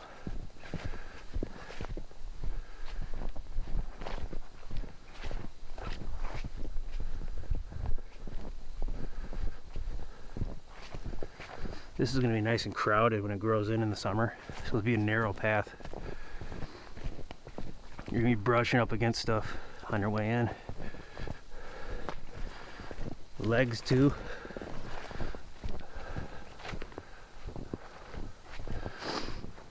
Yeah, it's pretty awesome. So these sites are pretty awesome. Latrine to your right when you walk in. We'll look at that as we head out.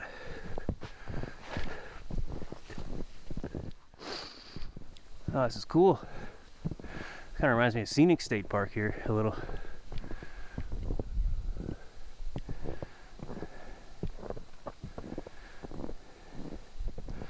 Tent will go here more than likely.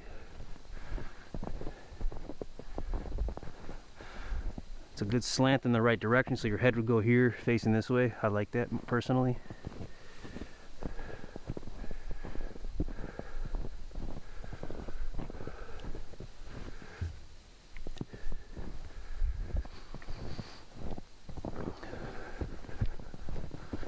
A little bit of access to the lake here. And let's see where those other sites are. It's hard for me to tell, but I'm using the map for red in the shed. Alright, so pack 3 is that way. And pack 2 is down there. So you got triangulation. So 3 and 2 might hear the sounds of 4, and 4 might hear the sounds of 3 and 2.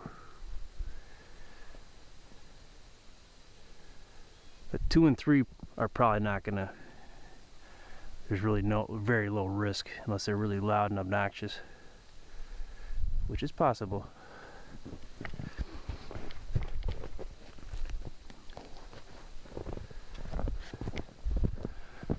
Yep, so this site's awesome too.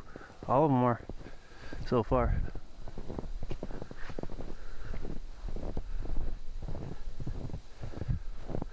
Looks really good. Everything looks good.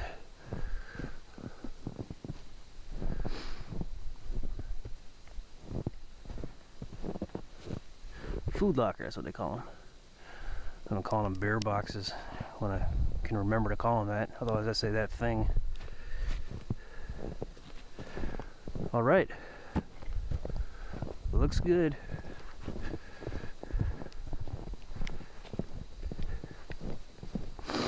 Take a look at the latrine real quick. Ooh, yeah, real close quarters. You're gonna be cutting through a lot of stuff here. It's not thorny, fortunately, but it will probably have leaves. This will be very thick in here, trying to get in here. So that's an uncomfortable feeling in the summer. It's very uncomfortable traveling through thick brush. And here it is. State-of-the-art vault toilet. If someone has binos at 3, they can take a gander.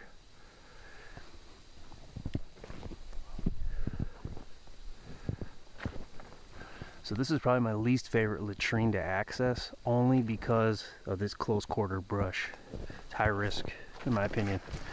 Not now, but in the summer, high risk. Mainly for ticks. It's very close quarter. It's just brushing against me crazy.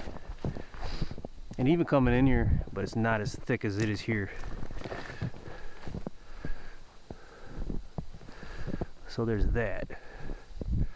So I think as we see these sites in numerical order, based on my own personal preferences, I actually rate them in the actual number that they have as of right now.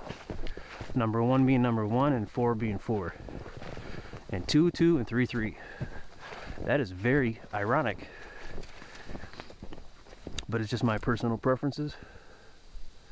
All of these are awesome. This one though, even though you probably won't take the long way like we did, and we're gonna head in the direction we're heading, we're gonna see how long this section is, because this will connect where we broke off before. But this would be a decent site as well. Just got to travel a little more for it. But something even now, and thinking about it in my mind's eye, one is just like, man, I just love that one right on Becky Lake. Just a quaint little lake. It's almost a pond, really.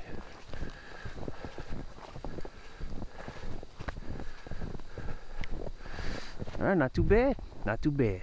Site 4. We saw the trail around.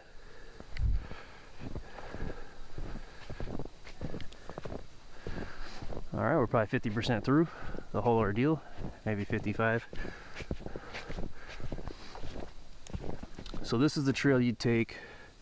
It's a little bit of a hike up to that intersection where we broke off earlier. And then from there we bolt over to BP5, Pack 5. We actually call that BP5. 5 is different in the sense that it has a watercraft, a water on it, so you can actually access by watercraft. And for that you'd probably park over here on the other side of the lake and watercraft in. So that makes 5 unique in that sense. So we've looked at all the only backpack, specifically pack sites.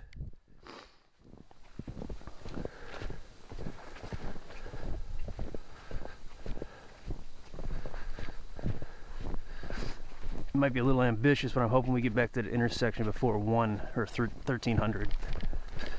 I don't think we will, but I don't have any shell layers, so I'm gonna try to keep it moving in a practical sense. My legs are dry. Try not to shake the cam too much. The faster I move, the more it jiggles and bobs.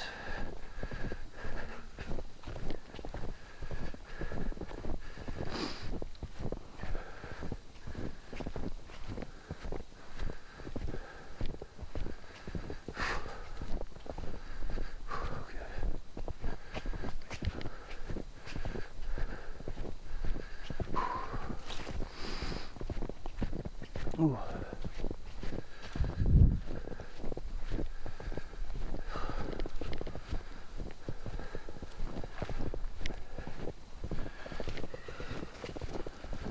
I would have really been kicking myself if I didn't wear these mucklucks.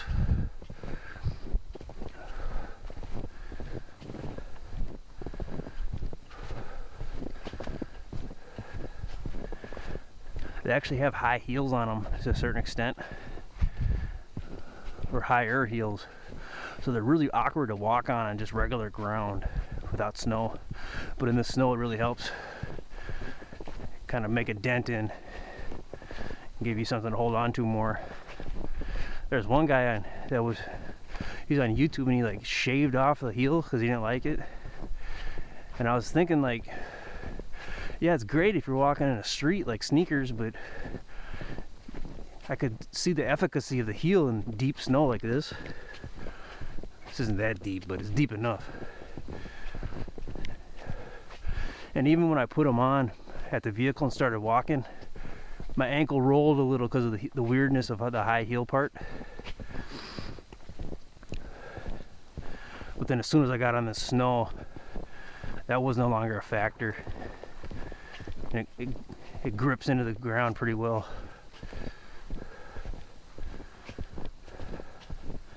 That's kind of the only really weird part about the mucklucks. And you really need to wear them in cold temperatures. If it's over 20 degrees Fahrenheit even, it's a little too warm to be wearing them, because they're not waterproof. They have a canvas so they can breathe. So then moisture can seep in. So if it's cold enough out, that really isn't allowed to happen on the outside of it, unless you step in water, of course. But today is kind of that perfect under 20 degrees Fahrenheit and the deep snow, where it's possible it could be over 20, maybe in the 30s, and there's still deep snow. I'd still wear them, but they can get wet easier.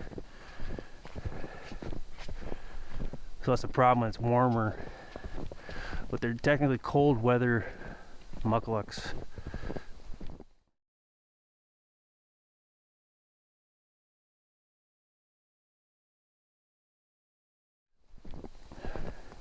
Intended for extreme cold weather, like -20, -40, allegedly, but I don't know. Very cold, very dry environments.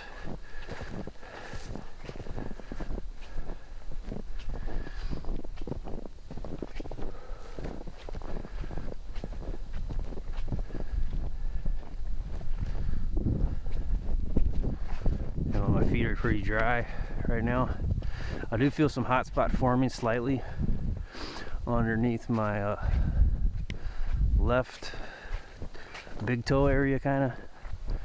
So I'm just kind of watching that, but I can wiggle my toes. I got the big enough pairs where I'm allowed to wiggle my toes, and that's important, especially hiking, especially in the winter with snow. You gotta be able to wiggle your toes. You don't want them just totally wrapped up in sock and boot and just trapped, so it can't move around. You're gonna get blisters and you're gonna be hurting pretty quick, like maybe even within an hour.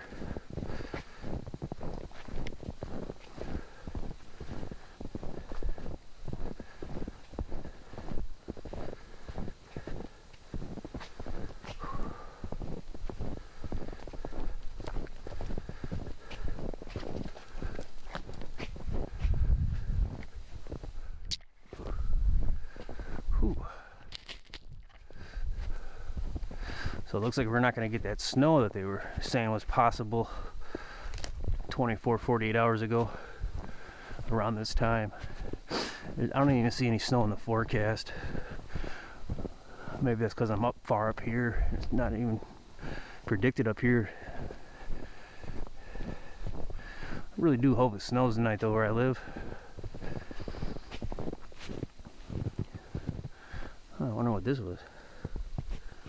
Almost looked like it was a snake, but that wouldn't make sense.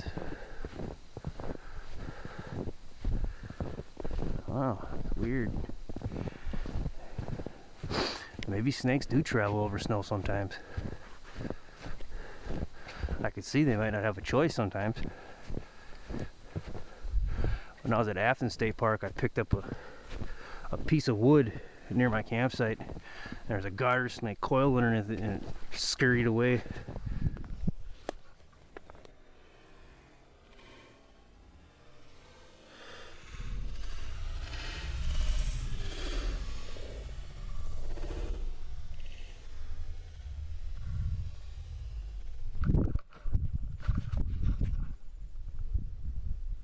Oh man, that scared me. They're not dangerous, but they're just creepy, you know. Just the way they move and how they move. It's really weird. Whew.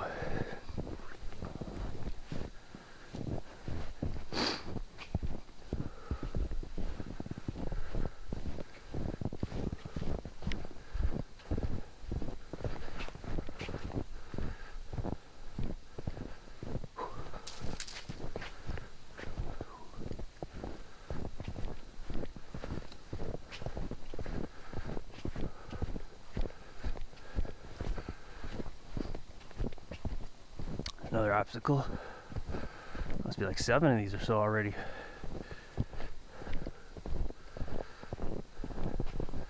And this is pretty common when you're hiking. You'll see this stuff all the time. So you should expect it. Oh, I hope there's nothing here that died. Nothing to grab my glove and rip it. Not wearing a shell layer in my pants, so just trying to mitigate the snow from clinging to it. Ooh. So I had to saddle that a little. Dust it off. Good to go. Dust off the gloves. They are not waterproof or resistant, really.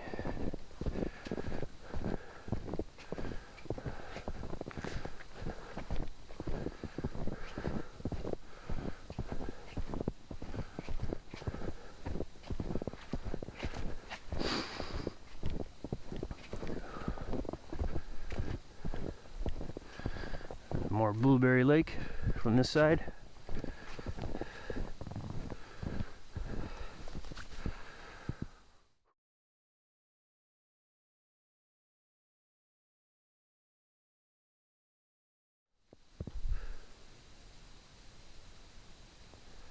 Very quiet. Every second counts. I got a bird over here or something, or maybe a chipmunk. Some wildlife activity finally.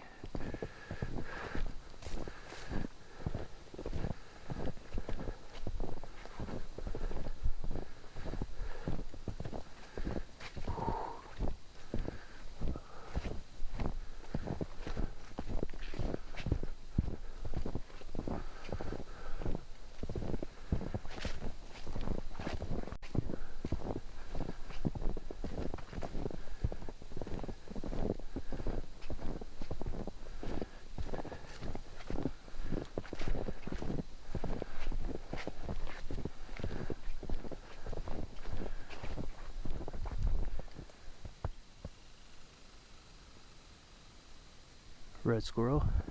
That's probably what I heard. Another one. Another obstacle. Oh, this is funny. This one's in a perfect area where it's hard to go under and over. And around isn't practical.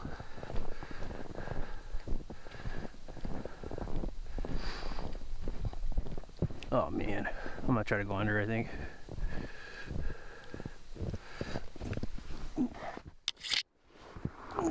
Yep, I gotta touch the ground with my legs, dang it.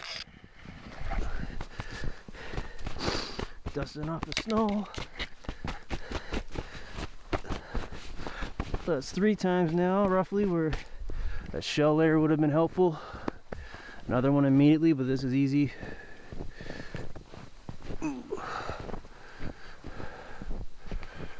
So if I was wearing the shell layer, my legs would be soaked from sweat. So it's easy to dust off that snow like that, so it still makes sense.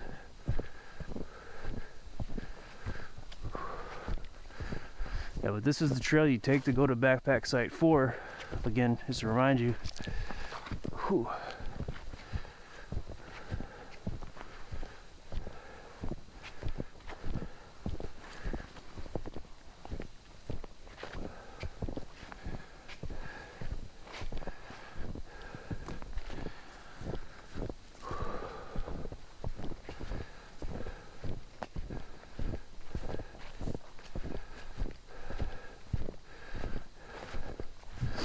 Definitely like a 1 trip in, 1 trip out.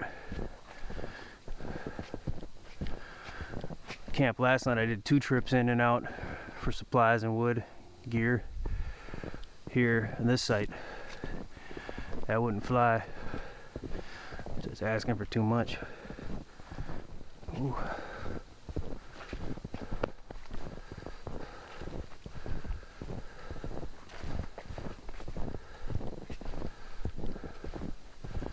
Pretty warm last night in the tent up until about 2 in the morning, 3 in the morning, and it started to get cold.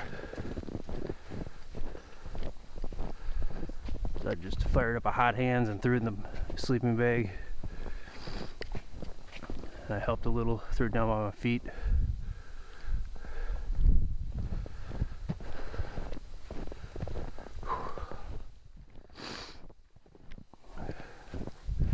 Had to actually kind of put my whole head inside the sleeping bag.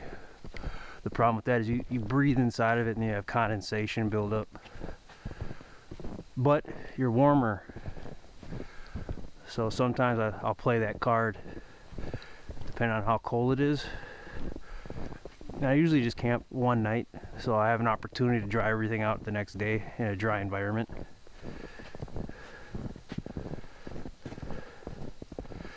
Another one here. There's a lot of these obstacles, see?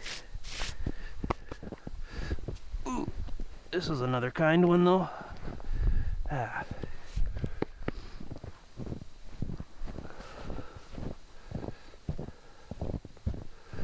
It's probably 1 o'clock now, or already past a little if I had to look, but I don't want to stop to look. I want to keep going here. My guess this is like 1:05 or something, which is pretty good for time, considering the agenda before and also during this scout that I had before as well. So, and what's planned after the head home, which I kind of do want to drive at night a little bit. I'll probably have to fill up though, actually. I didn't think I'd have to fill up again, but I headed out with a full tank.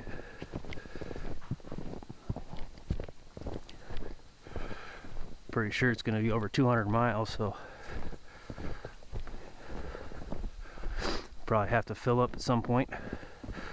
Probably within 100 miles of being home. I wanted to be safe about it. The route that I'm taking though, there's plenty of gas stations lined up. I was in northwestern Minnesota several weeks ago, and also north central Minnesota like a week before that, I think. And the gas stations there can be you You can have up to 30 miles sometimes before a gas station. You gotta really watch out.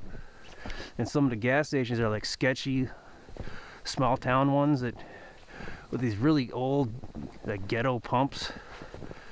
So it's like, man. So sometimes you gotta fill up, even though you got like quarter or a 0.4, 0.5 tank. Sometimes it's best to just fill up.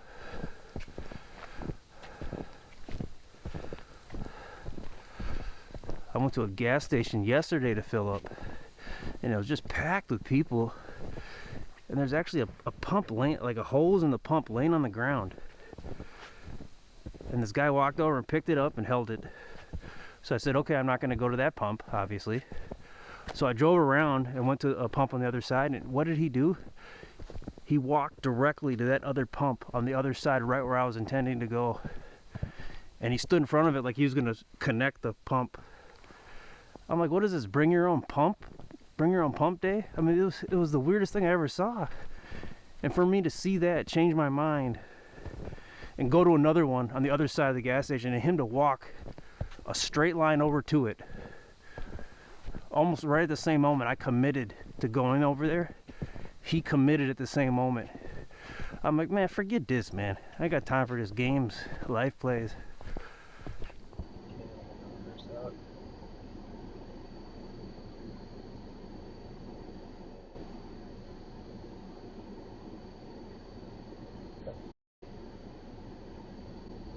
Why is everyone up? What is this guy doing? Why is he going this way now? Are you serious?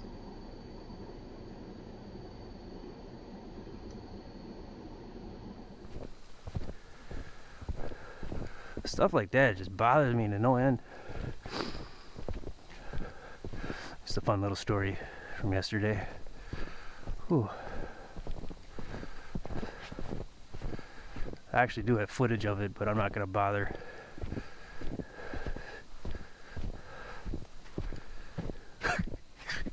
Maybe I should.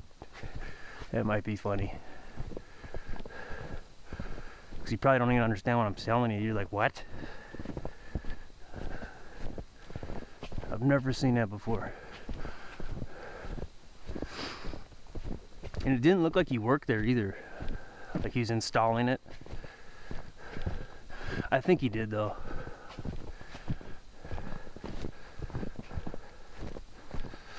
Just a coincidence, allegedly. Alright, this keeps going here. 105. Oh, good. Good, we're at the intersection almost.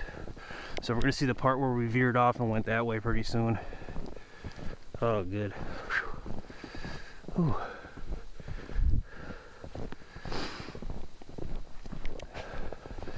Hoping we can get the backpack 5 by 1:30.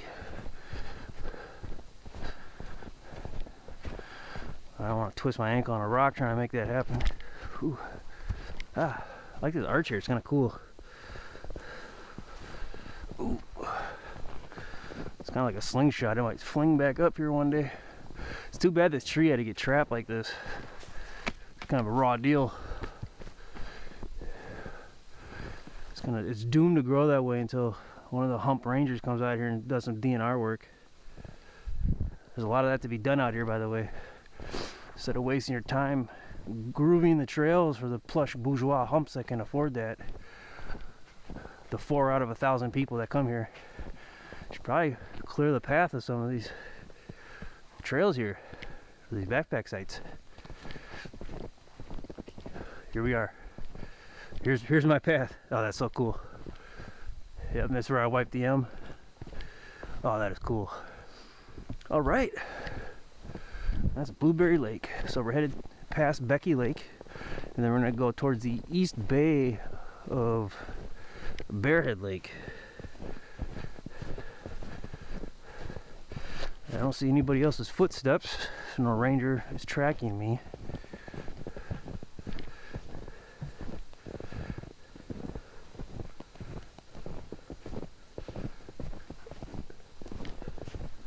So the distance to backpack 5 is almost the same distance as it was to get to here from 4.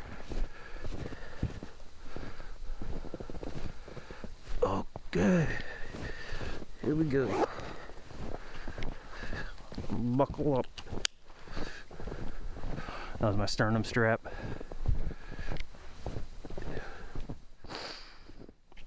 And there should be a point up here where we could turn left.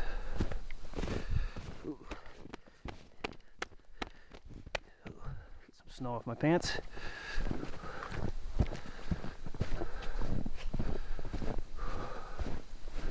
Yep, so now we go this way.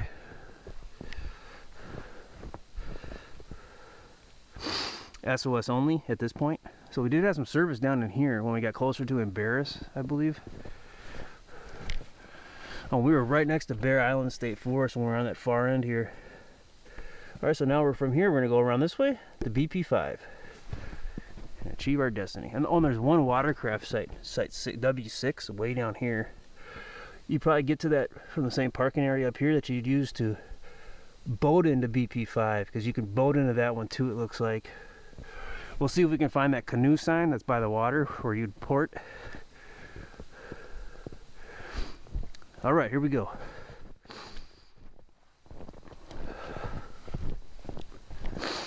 We are almost at the grand finale for my goals and objectives here.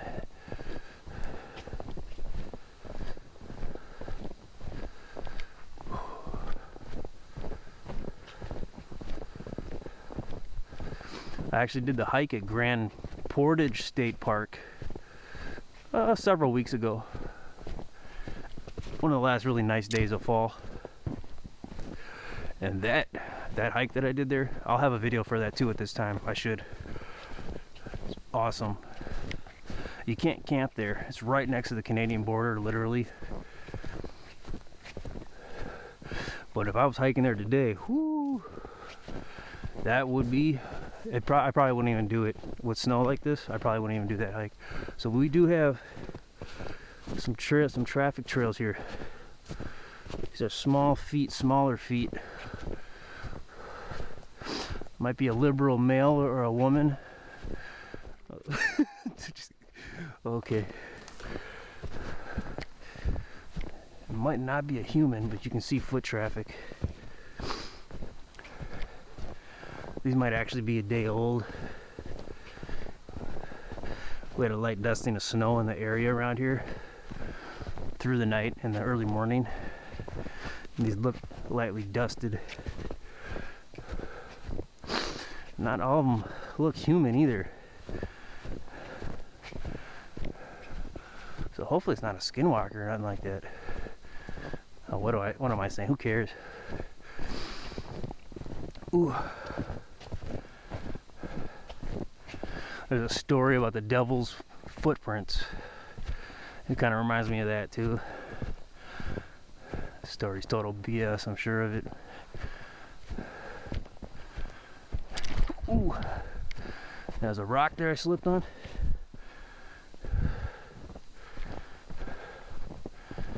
Whew, okay.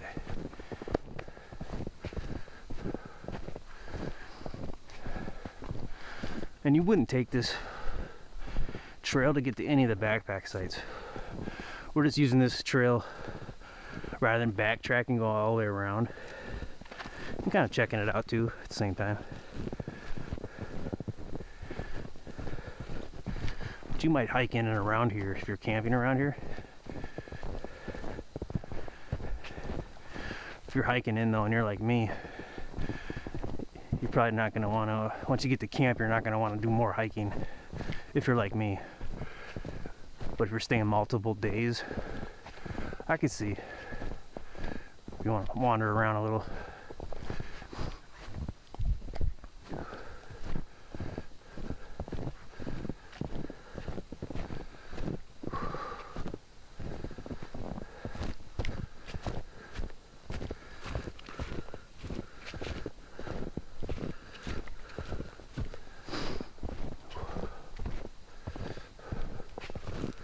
Ooh.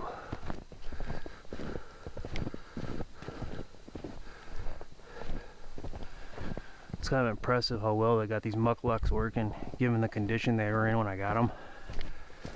Looks like they just sat on a shelf for years.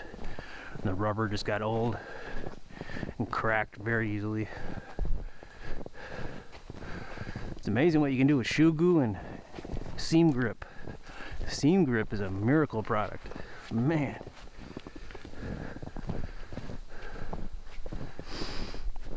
Like every few months I'm seam gripping something to enhance the life and operability of it. It's usually tents or shell layers or bivvies.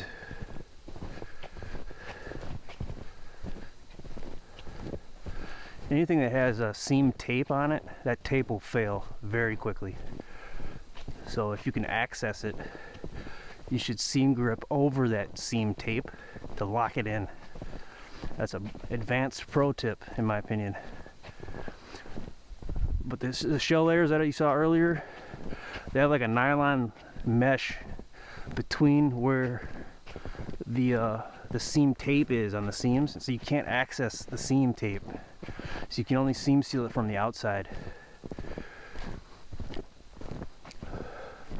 But on like a military sleep system or a modular sleep system, Gore-Tex bivvy for example, that's a prime example.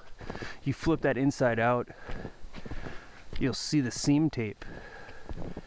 Just get seam grip and seam seal over all of that tape, all around the sides of it, on top of it. Fully lock it in, fully enclose it in seam grip. It takes time. You gotta do several sessions because of the angles, and you can't access everything at once. You gotta let parts of it dry and cure for 24 to 48 hours. But after 4 or 5 rounds, you get the whole thing. Otherwise that seam tape will just fall off. It'll start peeling away. And without that, you don't have a seam. And water will seep in. So always seam grip over seam tape if you can access it. Or it'll fail you in the field.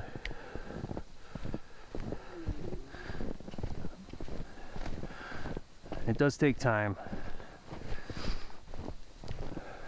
It's kind of like an art project, you know?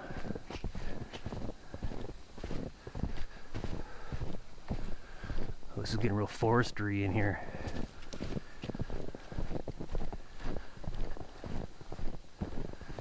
Feels like it's even more quiet.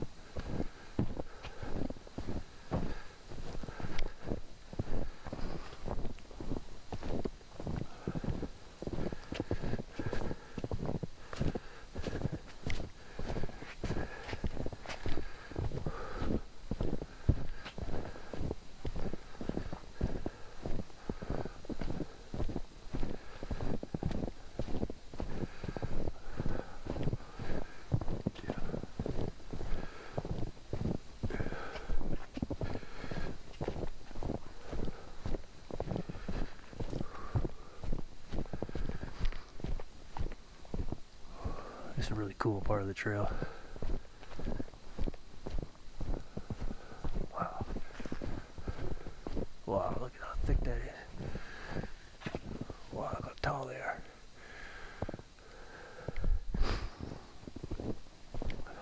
Wow.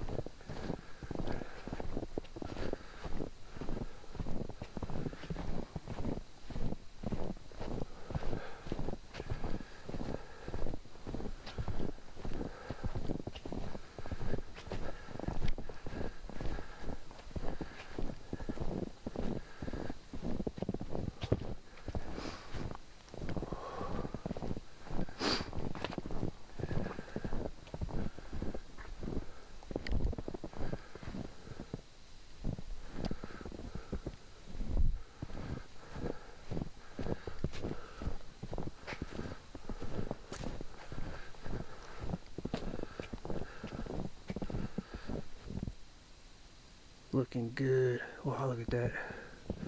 Wow. We might actually get there in 12 minutes. Wow.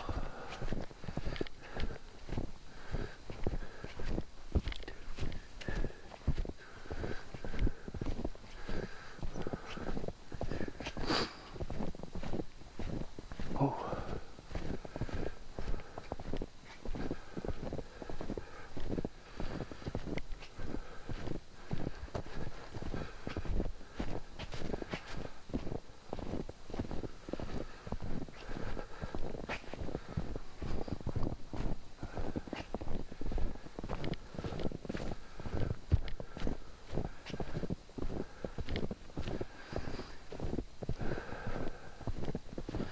Those people footprints stopped a little while ago, so they might have turned around.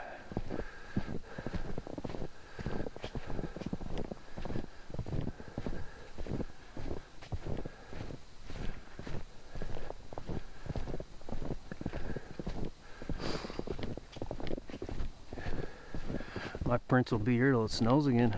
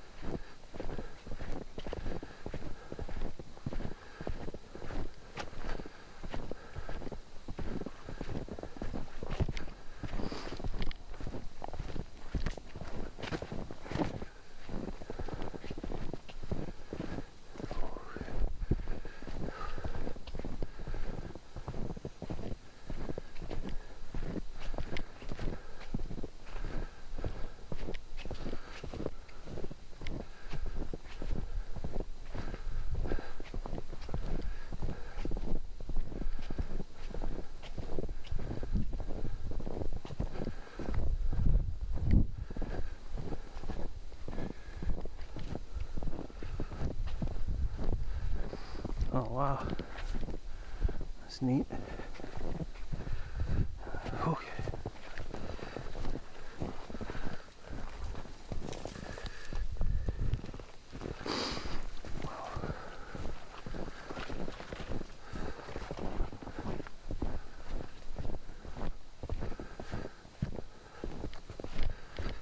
Here we go. Cut through here and went this way.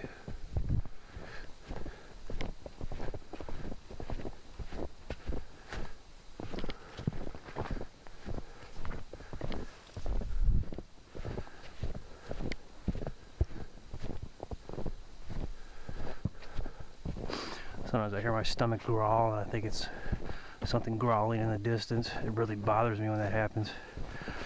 Wish I could get my stomach to shut up sometimes.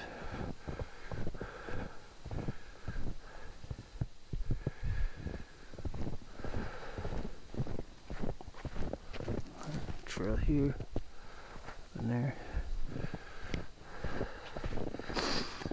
Somebody used this trail here.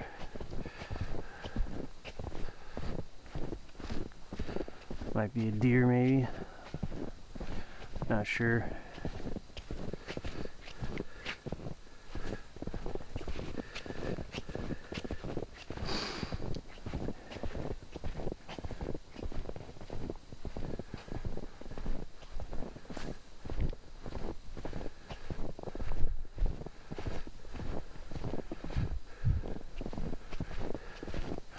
So we should see an intersection before we get to that backpack site. It should be closing in pretty soon.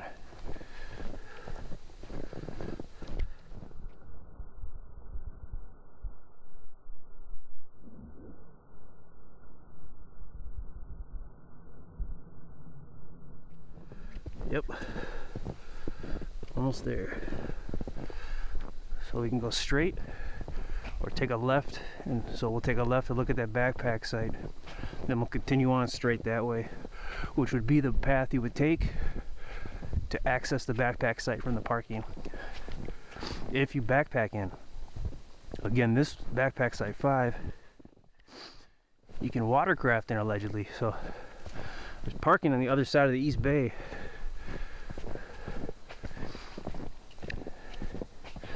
And we're not going to travel there in the vehicle and look at that.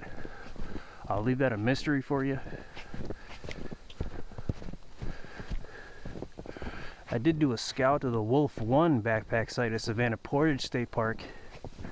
And in that one, we actually, towards the end, we kind of drive around and I'll show you the different places where you could park, whether you want to watercraft in or backpack in. Show the ideal spots to park and some backup plan parking. Here you kind of saw the backup plan parking to a certain extent. All right. So we got a shelter here.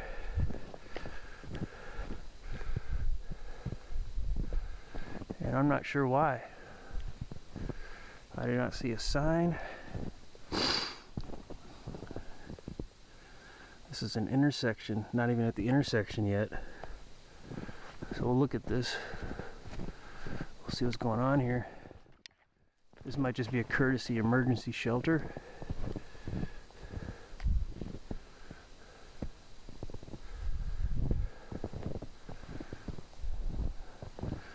It looks kind of decrepit.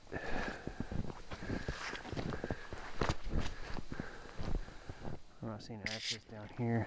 See, things like this will happen if you haven't been to a backpack site before. You'll see things that maybe you're not sure. So this here,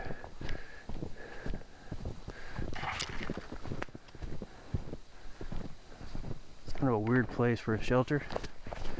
And I don't see on the map either. It doesn't look like it's the backpack site. But if you hike into the backpack site 5, you're probably not going to get to this point anyways. Unless I just can't find it and we're getting confused.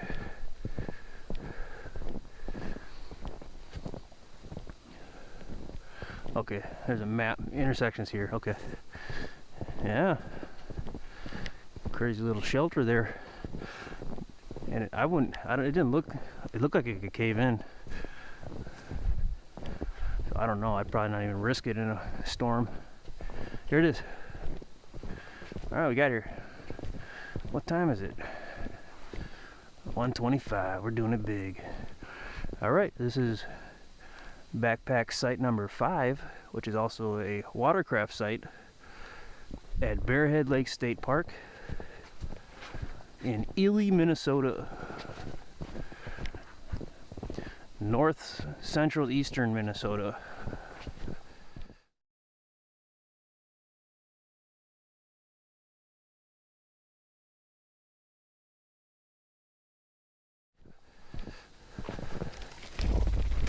It's probably a grouse.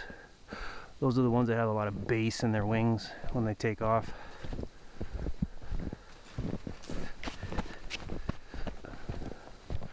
A lot of snow falling off on the sides here.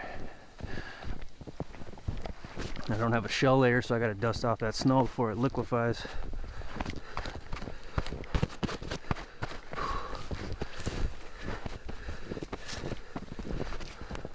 Although the sun will help on the black colored garment, will help to evaporate, dry.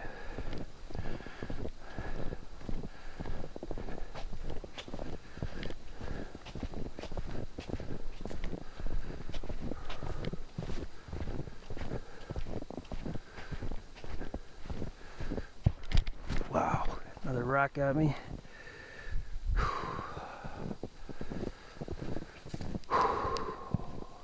It's a good thing I can wiggle my toes around, otherwise my toenails would have just slammed right through the top of my boot or my muckluck.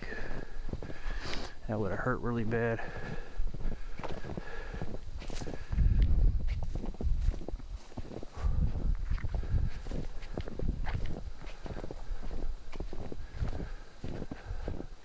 So this is kind of a little walk, a little path in from the trail here. It's really closed in too. This would be creepy at night, especially in the summer. This would be all filled in for the most part. Wow. Hope there isn't like a weird hermit back here or anything.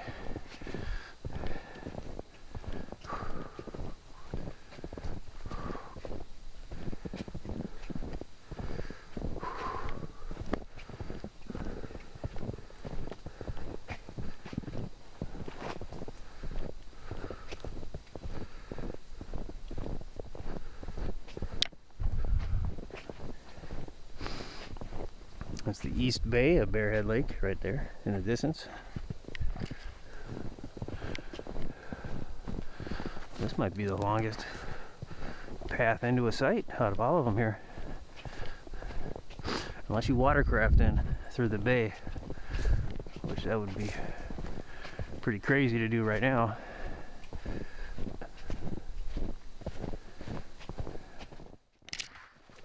Oh wow. Okay, this is insane. Dang it. Oh, alright, we're gonna go around. Oh gosh. Why? Some of our relatives already have gone around. As far as going around goes, it's kind of what you'd hope for right there. Not bad, but let's do some DNR work out here, guys. Let's put down the groomers and let's pick up the chainsaws.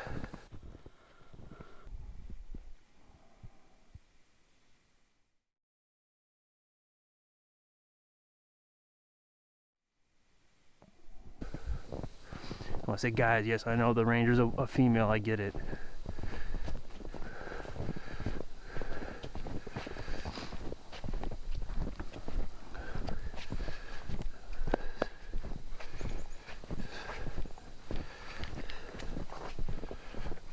Wow, this is crazy hiking. Wow. Like, I'm starting to wonder if they got this wrong.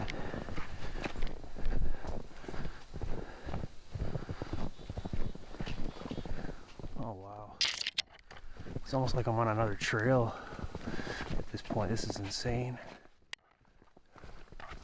Wow. Wow, this is crazy. Okay.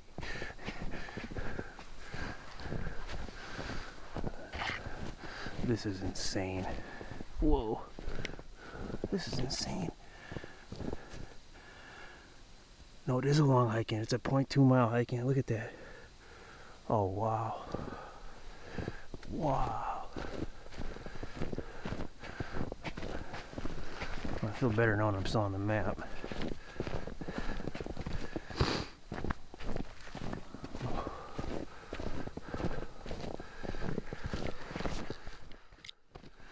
Really could use a shell layer on this path. I got 4 hours of stuff to dry in the vehicle on the way back. We're almost at the end here, so we'll be okay. Wow, there's more snow.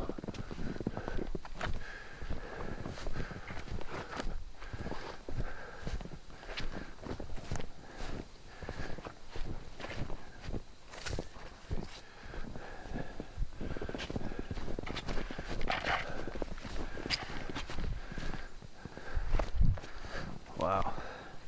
So you might poke an eye on this one. Be really careful. It's a good thing we got here 5 minutes early. Oh, there's little islands out there. That is so cool. Oh my God.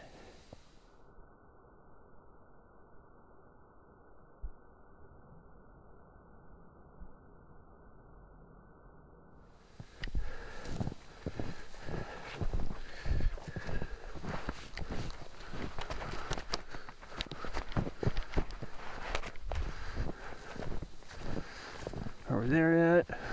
Ooh.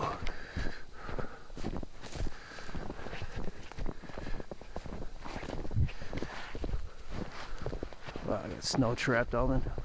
Okay, there's the watercraft entry point. I got snow behind the pack here. I gotta dust this off.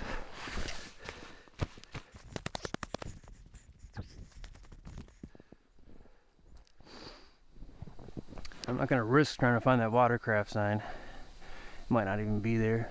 So yeah, this is where you come in with your boat, whatever you got.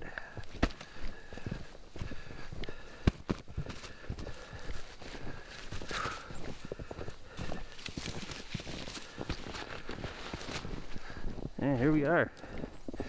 Here we are. Wow, look at all them islands out there. Man, that is cool. Whoa, double bear box. Oh, they're doing it big on this one.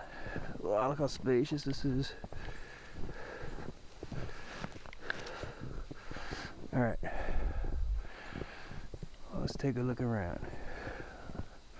Looks like we got the tents in here probably. The latrine's historically to the right when you enter. And this trail looks like it might lead to it. And you really don't want your tent in front of a latrine. But you still got space. And over there you do too.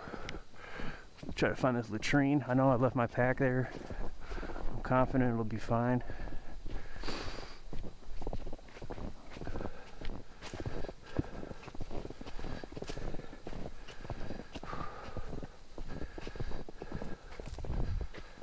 And way back there. Wow. That's a creepy little walk. Back here. This would be creepy at night. So the tinkle you take before you get in the tent at night, so you don't have to get out of your tent in the night, would be a little creepish. But yeah, here it is. It's a standard. No shelter, no walls. All right, looks good.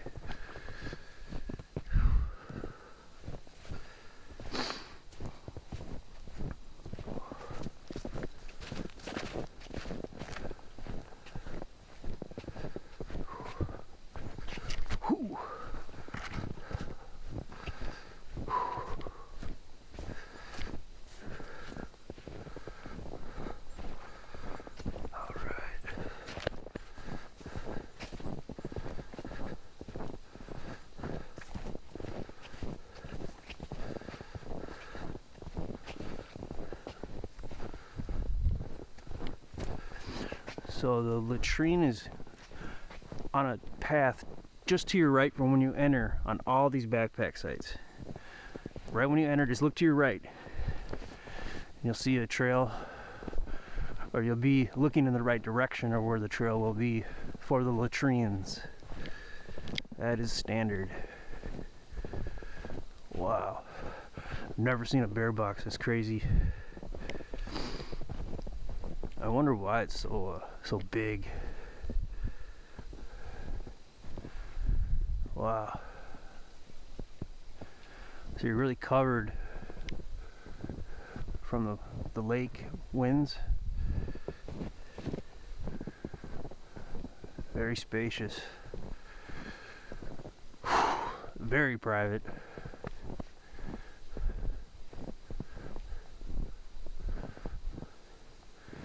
I want to see where the campground is from here. We have LTE, we have service here, 2 bars. So the campground is that way. It's pretty far, so you're probably not going to hear any noise from the campground. Everything is far from you, except this lake here, this bay. So you might have a lot of traffic on the lake, or the bay, sorry. East Bay of Bearhead Lake.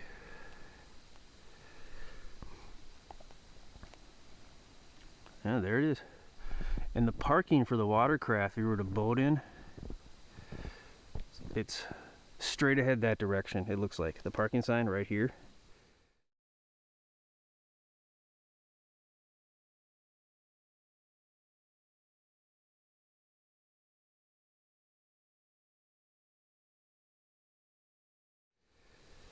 Straight ahead that way. So you come down and you dock over here.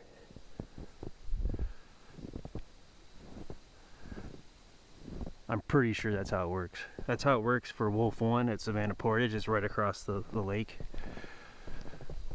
So yeah, there we go. Mission accomplished. Try to get back by 2. See if we can pull that off. 20 minutes.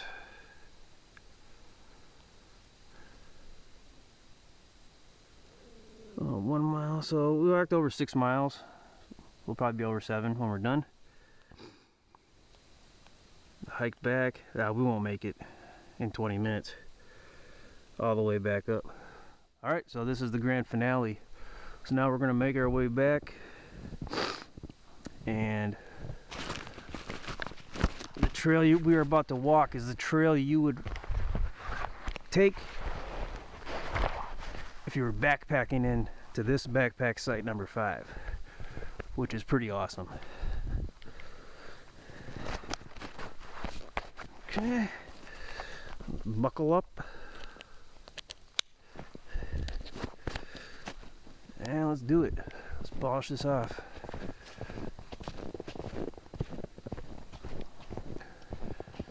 So my favorite site is Site 1. My personal favorite. Ooh, this is a good site as well.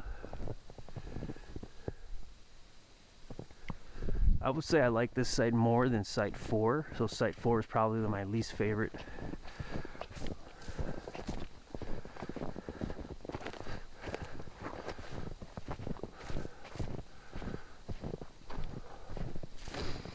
I don't know if I like Site 5 in 2nd place or 3rd place.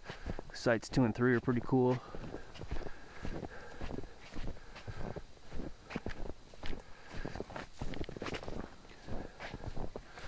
Oh wow. Wow. Wow, that's crazy hiking. Wow. There's just snow everywhere.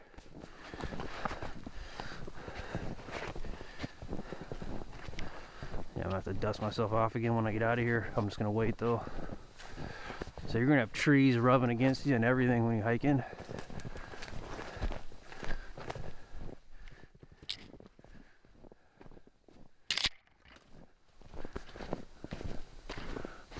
It's kind of cool, but I don't know. It's a little too hunkered in. I feel like I'm almost walking in a cave.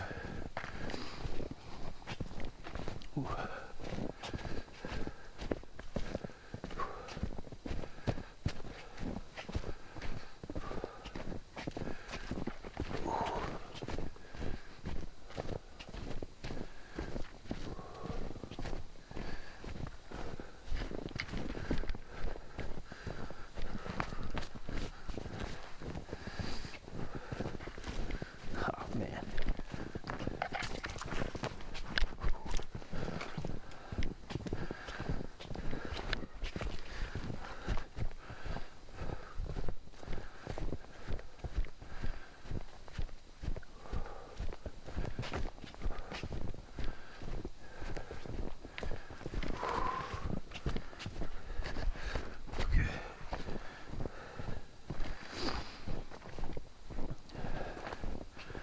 I got my ghillie attached to my pack at multiple points, so there's no risk of it getting pulled off.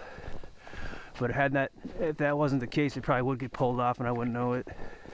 It'd be left hanging somewhere.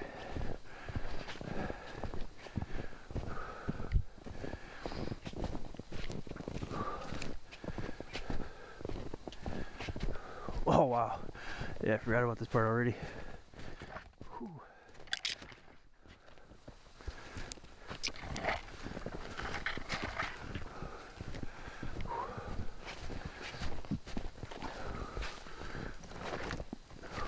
Wow.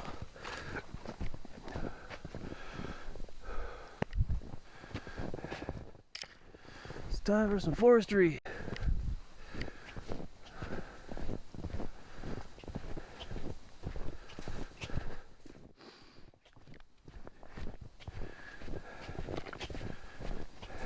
I'm surprised these sites are green right now. You can just reserve them.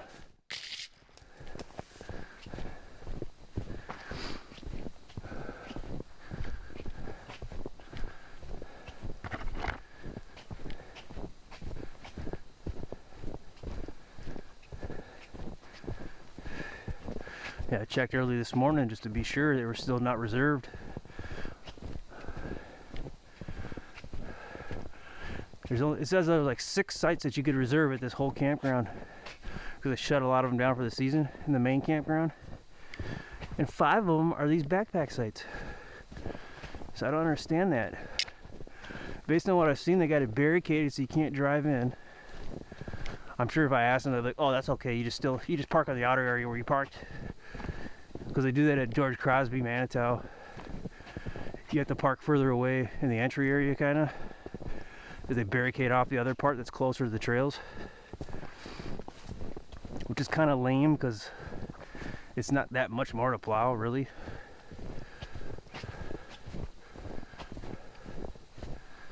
But even still, it's like there's so many fallen trees on these trails.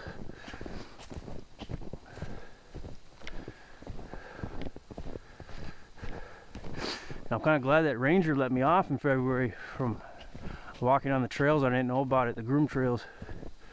Because if they didn't, I'd probably call them up and break their balls. And just kind of give them a hard time over this, because it's kind of ridiculous. If someone reserved one of these sites, you know, I get it, it's this time of year, fine, but block them out, make them non-reservable. They're just waiting to be reserved right now.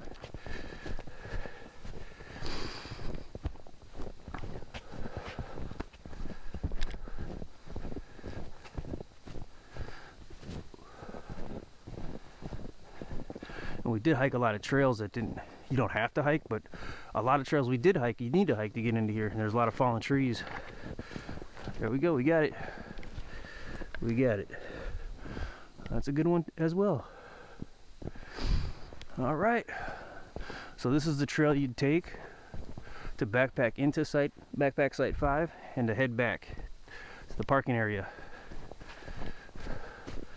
Oh, I better dust off that snow again before I get wet.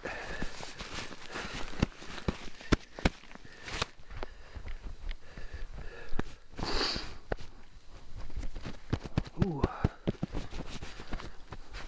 A lot of snow falling off of them trees in there. All right. That should be sufficient. Whew.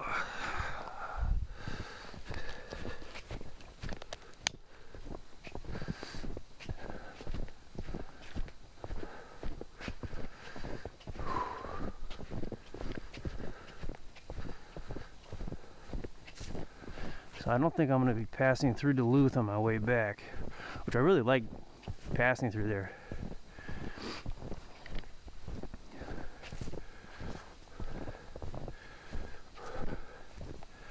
We're just too far west, so I'll probably we might go through McGregor, which is where Savannah Portage is. We might actually, as we head out, we might actually head towards Lake Vermilion Sudan Underground Mine State Park and drive past that through Sudan, because that's the road I took last time I came here to get here from my home. But I came in from a different direction because I was coming from Tetagooch State Park on that awesome Highway 1. That was pretty cool.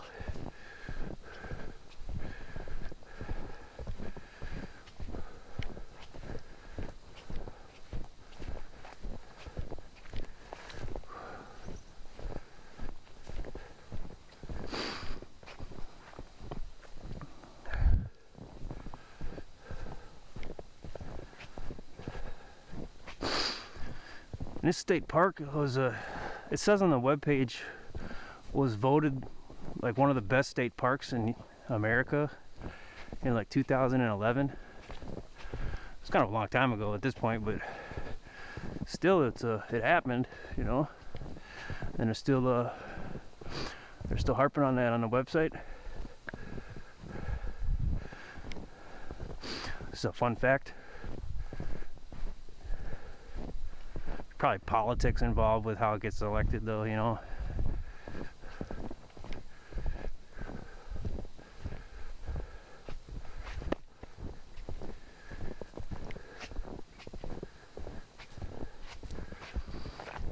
And they do have a big campground here. I do have a scout of the campground I did in February. So this year, really deep snow. Well, we still look around at the sites. I don't walk in each and every one and look around because it wasn't practical, but we go through the road and look at each of them, check them out. It's still useful.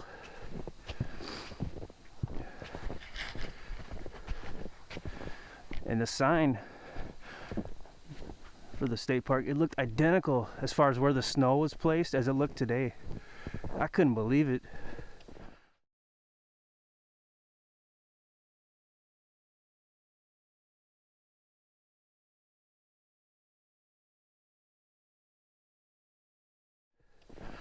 It's like it was the same day. I think that just occurs naturally when they plow. It just blows the snow toward it the right way. It covers up the word state in the state park portion at the bottom of the sign.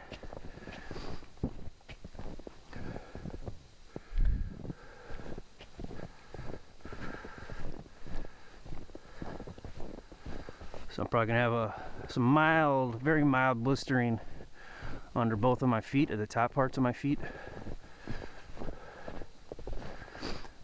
Nothing serious, and it'll probably be completely healed by morning.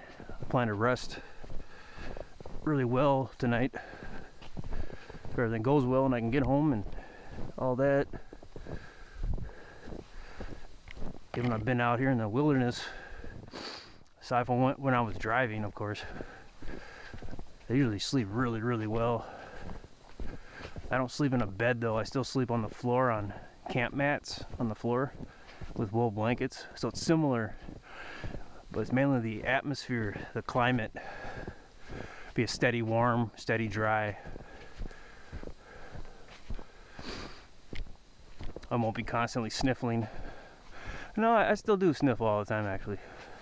It won't be as bad.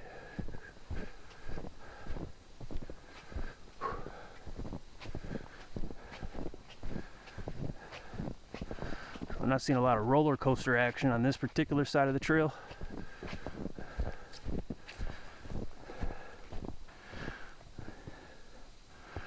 But there is inclines and declines. So far this trail is a little friendlier. I like the atmosphere of the other trail better though, into the other sites.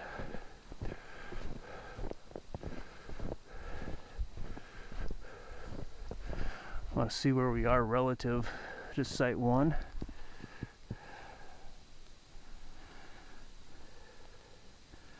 Oh, it's way down there. We're not even close.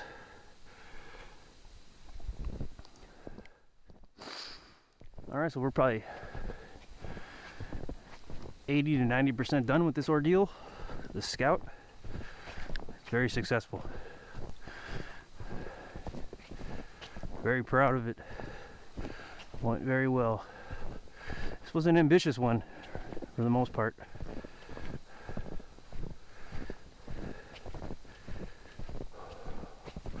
It is possible this is my last scout of this year. I wouldn't say it's probable, but it is possible.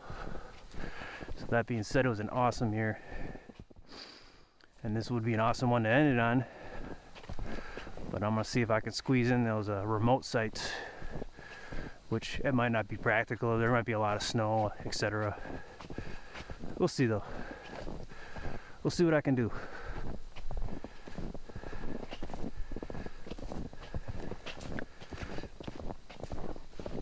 And I want to make sure I have more than 40 camp trips in, just so I can beat my record, because I'm so close to it. I probably did beat it though. But if I'm tied with it, then I'm definitely going to do one more. I'll find a way to make it happen.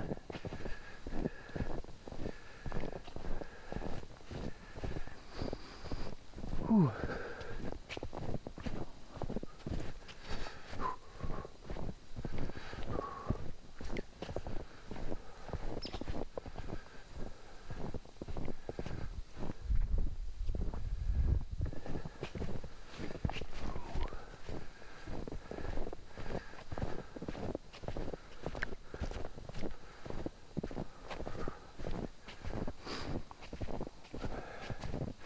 Yeah, so which site did you guess in the beginning?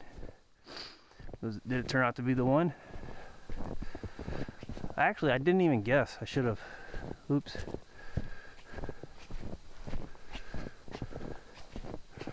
Yeah, but it's that first one. Man, I really like that one. That does the job for me. It's kind of like Glacial Lake State Park. The first backpack site I ever saw there. This ended up being my favorite. There's 4 of them there total in the park, so this one has 5.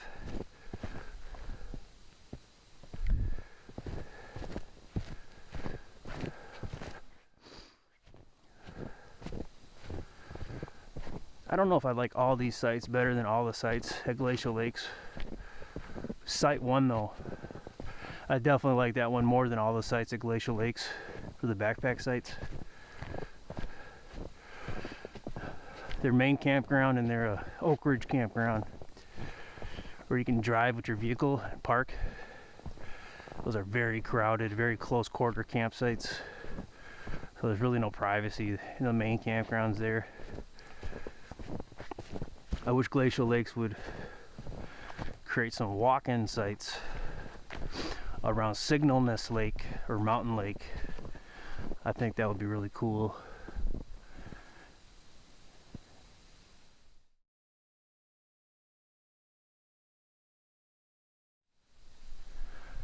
They'd probably actually call them hike-in sites. Kind of like Afton has that one hike-in site, which in my opinion is the best site there at Afton. I have a scout of that as well, and of the entire backpack campground on another day. Show every single site at Afton State Park. A fun fact, Site 21 at Afton State Park was my very first camp trip on April Fool's Day of 2022.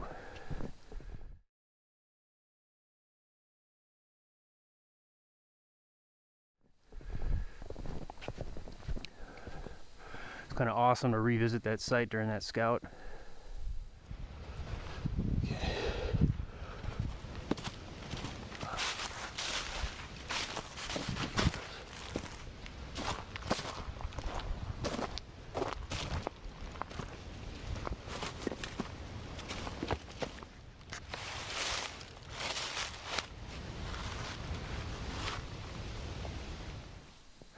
The coyotes were insane that night. And I've never heard coyotes that insane for that long a period of time, or that close, since then. And I think it's just because it was my very first camp trip. And back then, I didn't even know how big coyotes were. I thought they were the size of like dogs or wolves. They're actually really small. They're kind of like foxes. So I was thinking I'm hearing these huge wolves. I kept gauging like how loud they were and how far I thought they were. I'd be like 0.15 mile, 0.1 mile every time I hear them, 0.2 mile. I kept gauging it. I was just paranoid hearing them get closer and farther away. They just kept going. It sounded, I don't know a better way to put it, but it was like a Native American war. Like, I don't even know. They make like those sounds that they make, like you hear in powwows. It was kind of like that. It was pretty crazy. I don't know if those are war cries or what those are called. Speaking of powwows, there's a group called Black Bear, and they're a really awesome powwow group. You should check them out.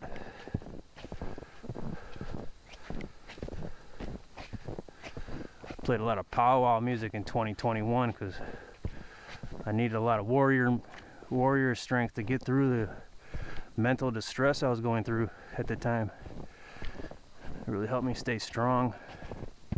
Nothing gives me strength though like Shiva Psytrance. That is, I can't even believe the motivation and the strength I get from hearing that.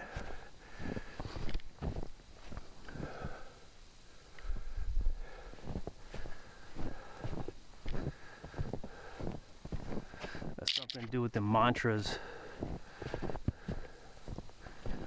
over the techno beat. Like some like dubstep blended into it.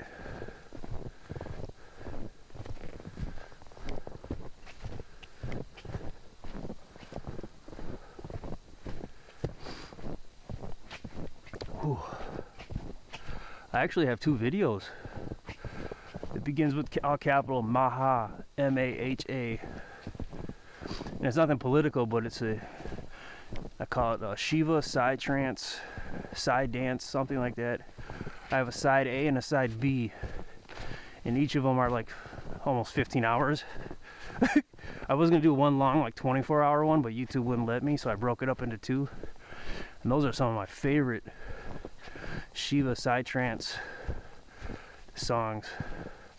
I kind of wanted to put them out there, because there's so many of them, in case I forget. You can always just play them whenever. They got copyright on them, but you can still play them. They're still allowed. So if you want to check that out, see what I'm talking about.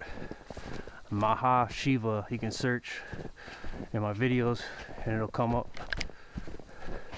It's possible it won't come up if you're in a certain country though, because of copyright. But I think I just can't monetize it, which I don't monetize anything anyways. And if you see ads on any of my videos, you're not using the right browser. Use the Brave browser. It has built-in ad block. Whenever I see people complaining in like chats about ads coming up all the time, use a Brave browser on your phone or on your computer, at least as of the date of this body cam footage. I never have issues with ads, ever.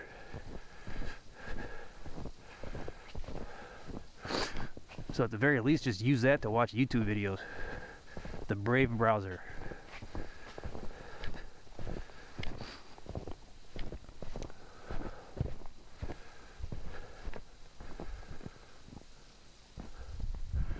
Better check the map here. The fact that I'm never standing on or landing on level ground, I was twisting and turning my feet. It's contributing to the blister potential. All right, so got a little ways to go still.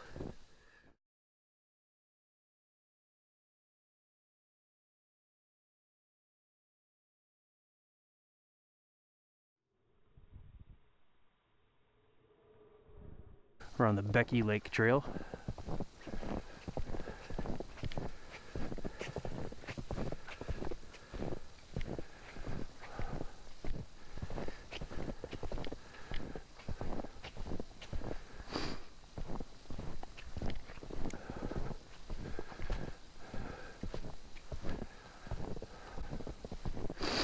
I never really used boats or anything like that, but if I were to do like a watercraft sight-in, I emphasize I would put my entire rucksack and all the gear that I have in this huge dry bag that I have.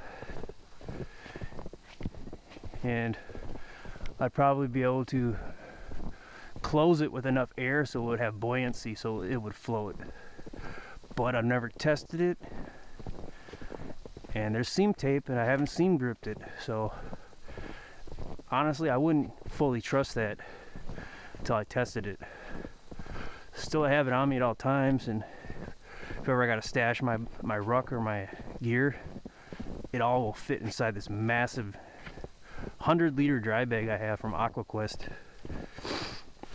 I can lay it somewhere and throw some ghillie over it, and then some of the surrounding woodland stuff I can put on top of it to blend it in. I did that on my camp video at Lake Maria State Park this year. Backpack site number 5. That's my longest video. It's 8 hours. That was a really good campsite there, backpack site 5, and I got an individual scout video of it as well. So you can take a look at that if you're interested. I want to give a shout out to MN Hiker, who did a video of, he scouted the backpack sites at Lake Maria, I should say. And so I was able to get a glimpse of that site through him. I'm really grateful for that. I used to try to get glimpses of campsites through other people's videos, But usually they just have a bunch of stupid music and they're just trying to make a big presentation out of it. So that's another reason why I kind of like doing these informational purpose scouts. And I have been running my mouth a lot more. But I mean, you can just mute it if you don't want to hear me run my mouth. But I think some people actually prefer that. I don't know. I guess it depends on what comes out of it.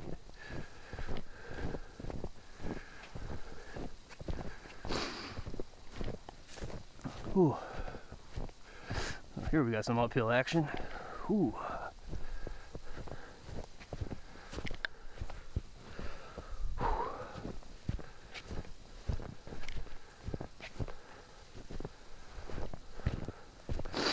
These mucklucks are holding up really well.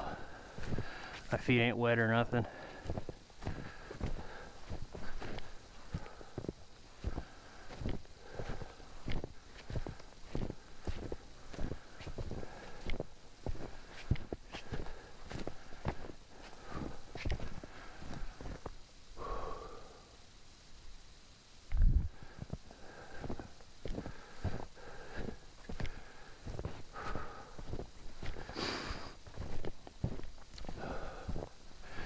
Give a shout out to one of my buddies, Nate, I went to school with. Specifically, that Nate. I'm at Bearhead Lake State Park, man. Remember you mentioning it that one day. I know I texted you when I was here camping. But yeah, if you're looking at this is what it looks like in the backpack area in the winter.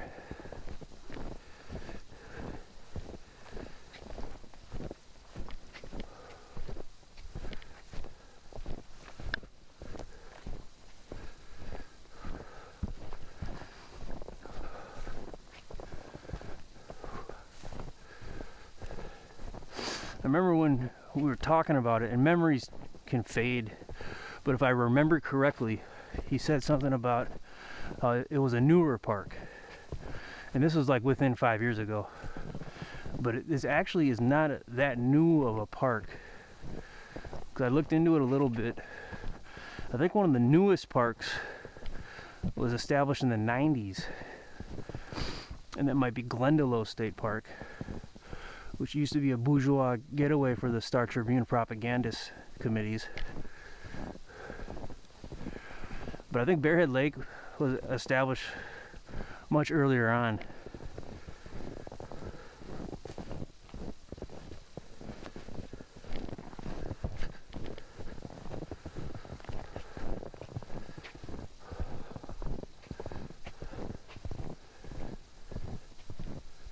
Doesn't matter, it's just fun to talk about stuff. Whew.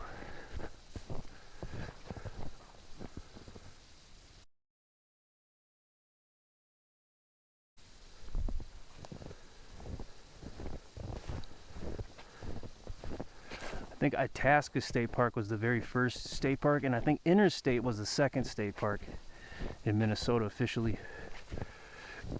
And Minneapolis might be a third. I'm just going off of memory here. And I kind of don't know after that. I know those three are some of the oldest.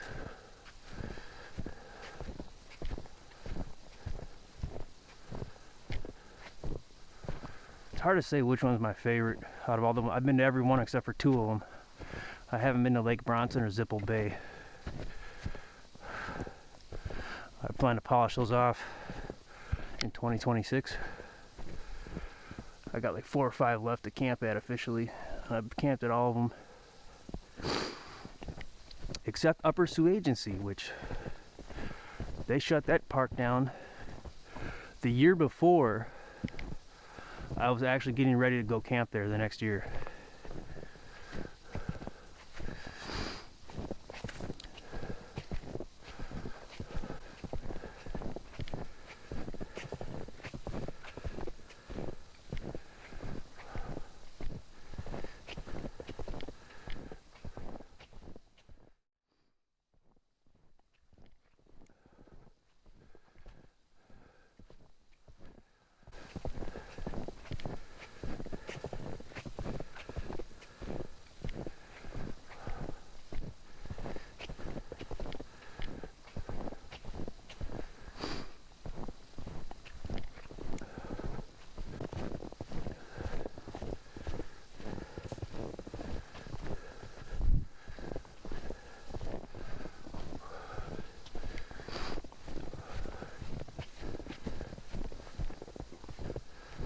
So I hope we don't lose any more state parks.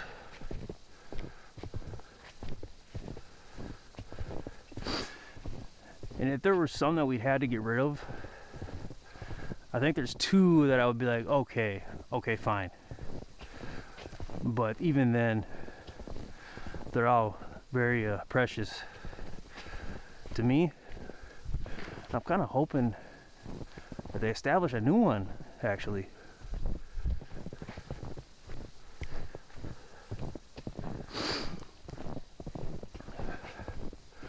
Given the current failureship of the state and the dunces who picked the dunces who run it, unfortunately, for blind party purposes,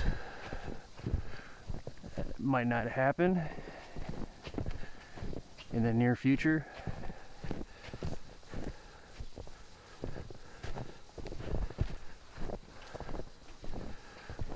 Maybe all that's a non sequitur.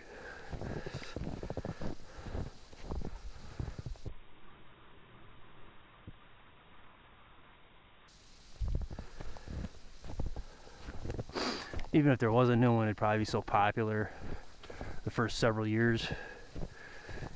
Couldn't even move around in it. Be like a Gooseberry Falls or something, or a Jay Cook. So this part's a little crazy right here, this trail. Whew, wow, this is crazy. Yep. This is serious. Right here. So I'm gonna stay focused. Whew. Wow. Here's where having a stick would really help. Wow. Ooh, wow. And you slide on the slanted rocks. Pull a groin muscle.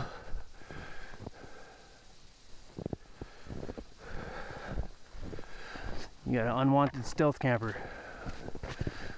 Whew, wow. That's pretty serious. That's a serious part of this trail here. That is serious.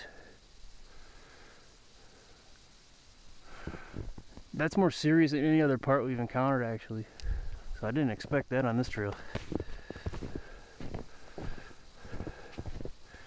Let's see where we are on the trail map.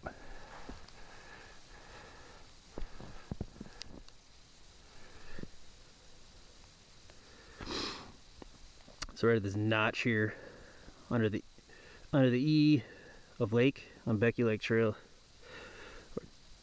Notches this way.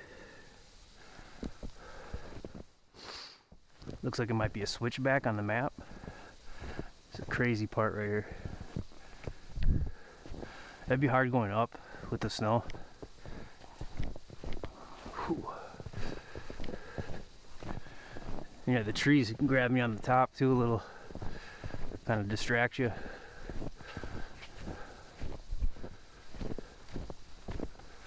Whew, wow.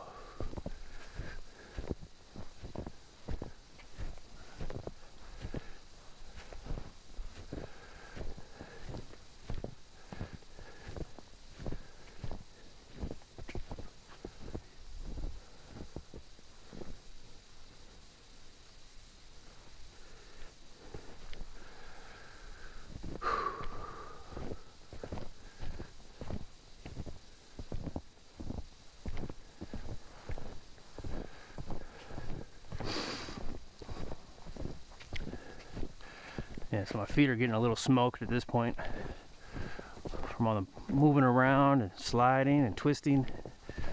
Ooh.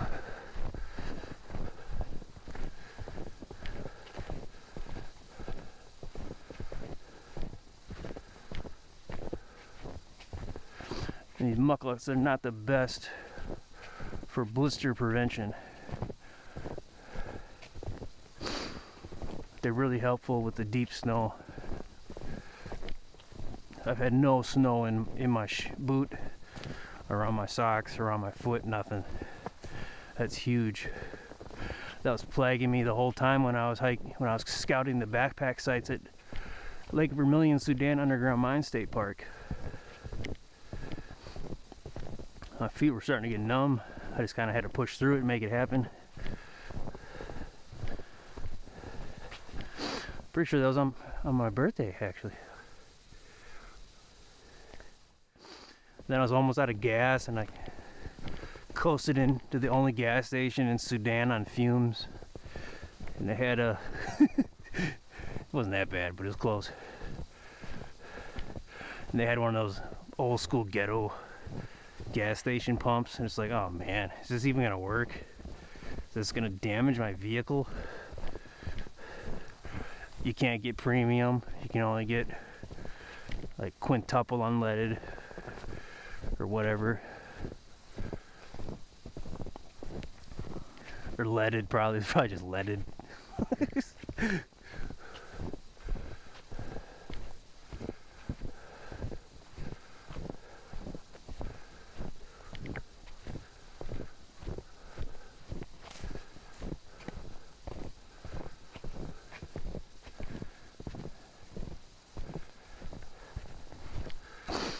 All right, 213.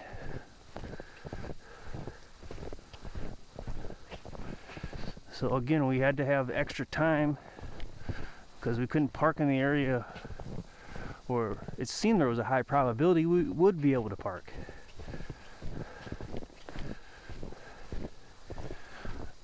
It probably has something to do with the first snowfall. That's my guess. If it didn't snow 2 days ago, it probably would still be open. That's my guess.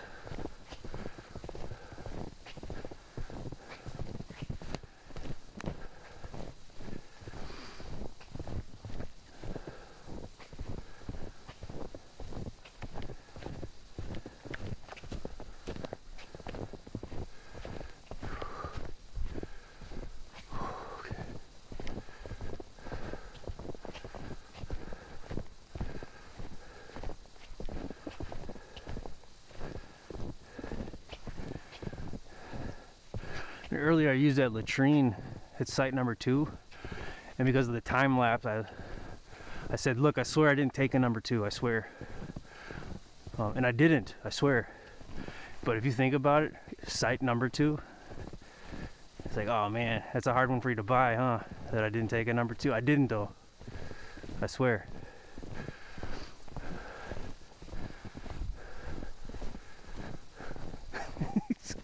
I took one like 2 days ago, and so I'm good for like another 2 days.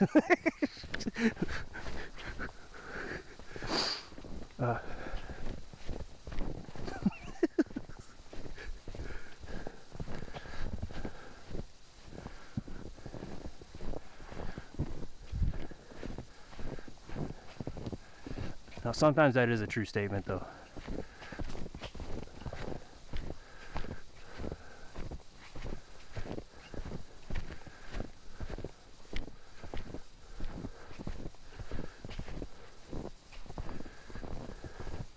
Ever since I was a young boy, I had this uncanny ability to hold it for extended periods of time. And sometimes that power comes in handy, especially when camping or hiking.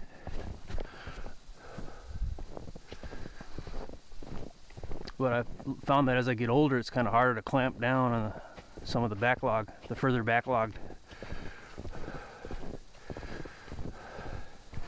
Got like this turtling effect happening. It's like, man, this ain't gonna work. But yeah, that's enough on that, I guess.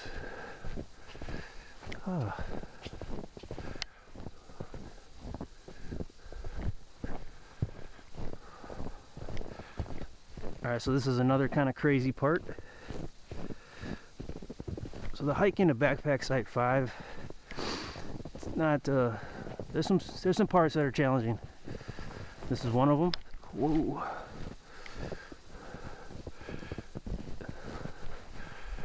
Wow, so there's this one and the other one we had. This one was more longer, it's a longer ramp. That other one was shorter and steeper. But this is still serious enough.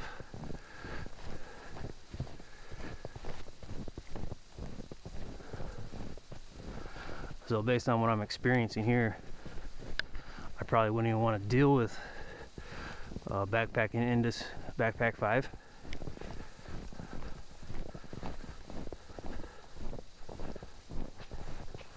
But I might do it one day, you never know. I'll check the footage, and sometimes it makes sense. But I'd probably try to do backpack site 1 first out of all these backpack sites. If I camp here again, that actually might be the one I'll do. But I'd do it probably late spring, early summer, which might be dumb because that's when bears come out of hibernation, I think. That's a little earlier in spring though. I'm talking like last week of May, first week of June, maybe. Maybe second or third week of June, before the solstice.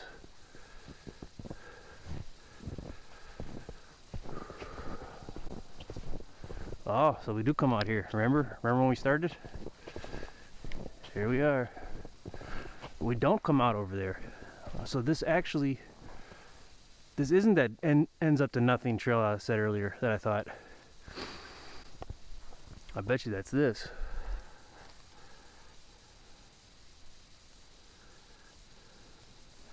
I put red in the shed. No. So this lead to nothing trail, it is the do not enter. So just to clarify that. So if you watch till here, you're rewarded with that clarification.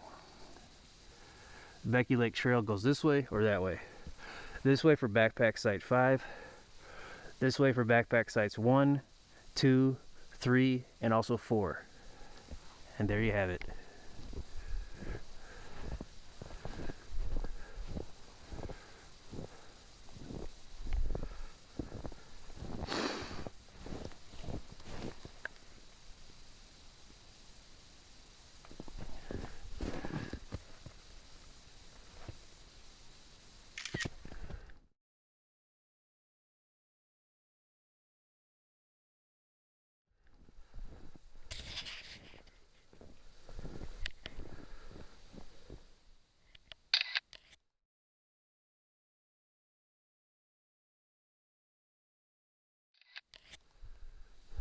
Okay.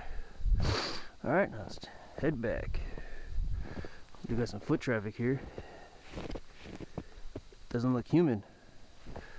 It looks like, oh, a wolf maybe? Or, I don't know. It don't look deery, that's for sure. And this happened after we went through here, it looks like. They may have headed this way. So let's hope it's not a moose or anything that's would require me to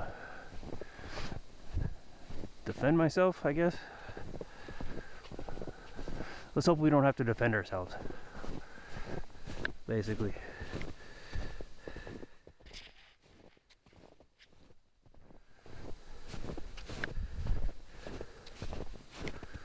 Trying to see if I can determine the direction it was heading. I think it was headed in the other direction, so it came from here.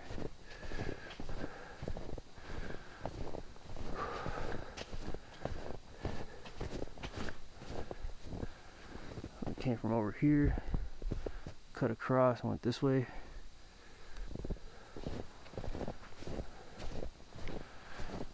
There's still some action over here. It was cutting over my trail. Yep, I see the little hoof print or whatever it is, and right where I stepped.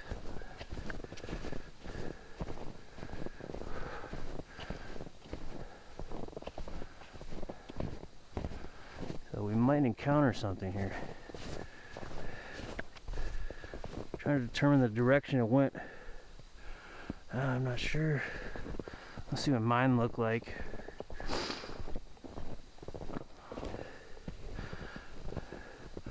Yeah, so I pull it from behind the heel. So these are getting pulled from behind the heel. They're probably going this way. Okay. That's what I'm thinking. I really have no experience in that though, tracking. Although I guess I'm doing it now in a way. Trying to.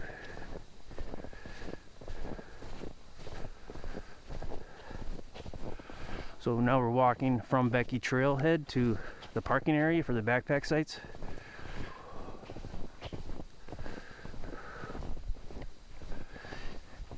And you might, nope, it says no motor vehicle, you can't drive past it. So you cannot drive in here and drop your gear off up there as a courtesy to yourself.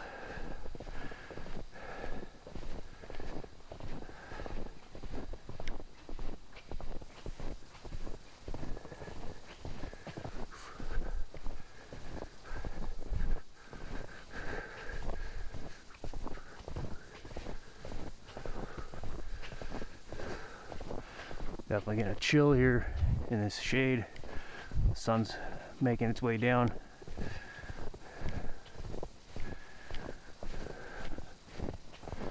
I'm really happy we're at this point in this scout at this time of day. That's for sure.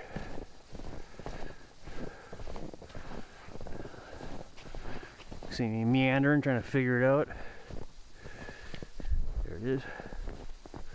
Oh, additional parking, Norberg parking lot. And I'm pretty sure that is where we parked. So in case this gets full, you gotta hike even further, like we did today. Looks like you got a little bit more in here as well.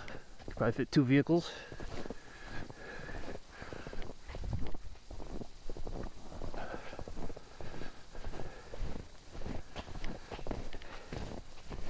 Yeah, I don't remember these trails on the way in.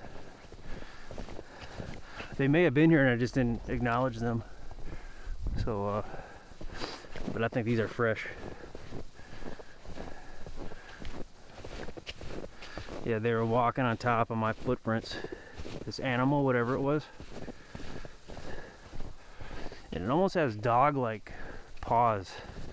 So there I'm thinking maybe not a deer, which would mean a wolf, which probably wouldn't be good. If there are like multiple alphas, I'd probably be screwed.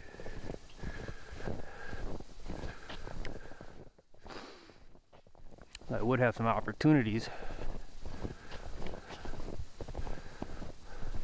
Alpha wolves are pretty legendary, from what I've heard on Joe Rogan.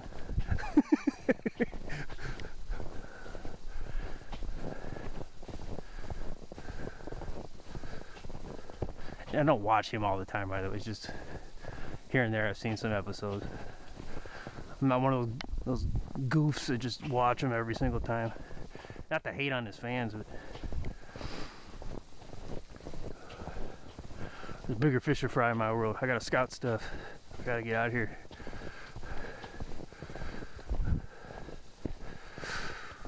Whew.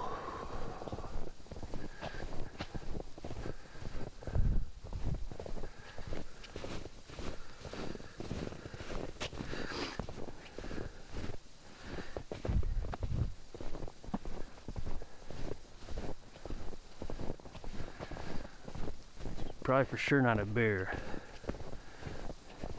It's more than likely a deer. It just doesn't look hoofy like a deer's would. It looks more paw-y, like a dog. But if you see dog paw prints, you usually see human footprints walking them. Look at that.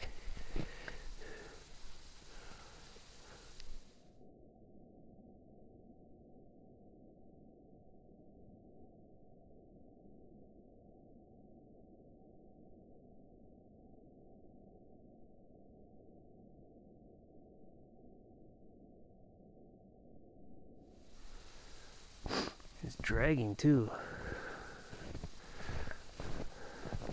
Interesting.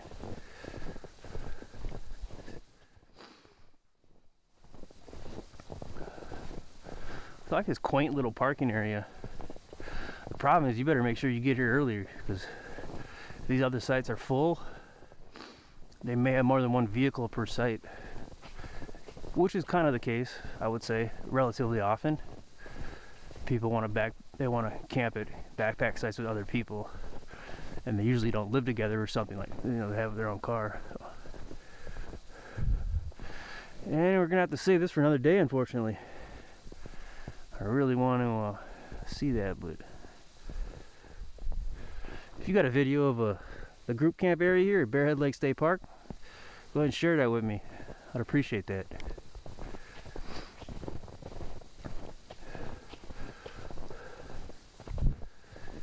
Even if it's got annoying music in it that I'll hate, I'll just mute it.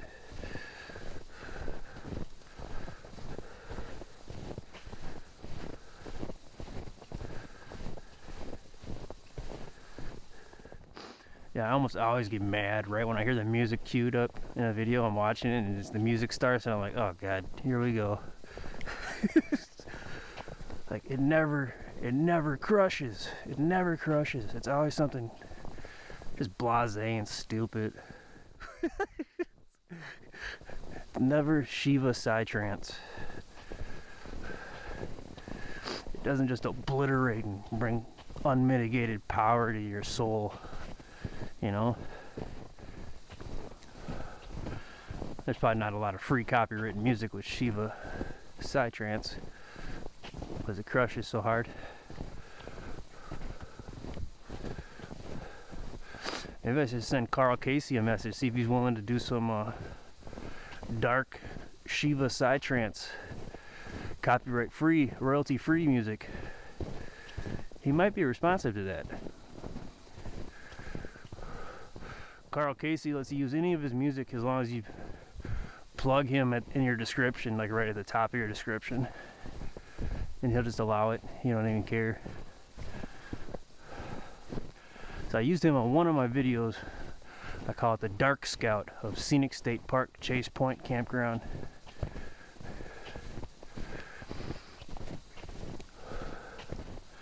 But music has no place in my videos.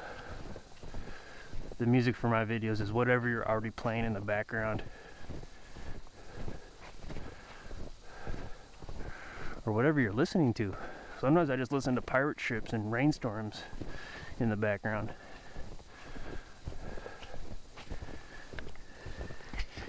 Yeah, very pawy. Very pawy. I guess it could be a bear. It could be.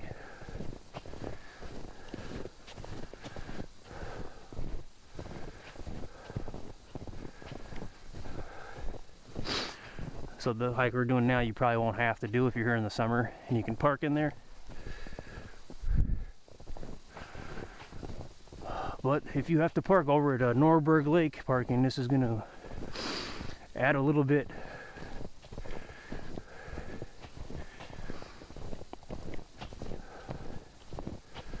So I would like it better if they had a bigger parking area over here, just as an insurance policy. And if they actually plowed in here and kept the gate open, actually they could just remove that gate altogether and just plow in here. That'd be awesome. Looks like they did it at some point.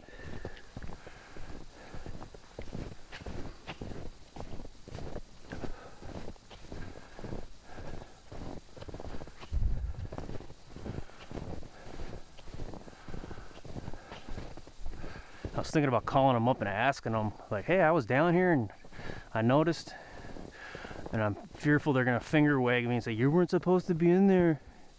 You're supposed to book a site first. You can't just go in there. Didn't you see the barrier? I ain't trying to hear all that, you know. Here we are. E, way up here. So the parking we're at is at F. Well, closer than that. It's right off the road here.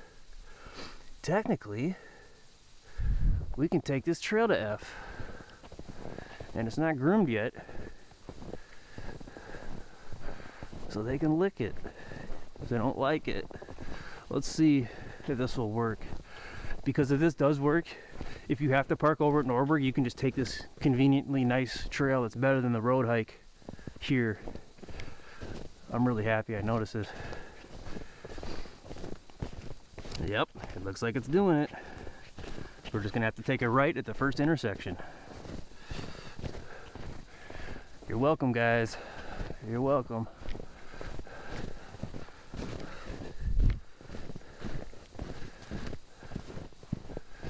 Whew.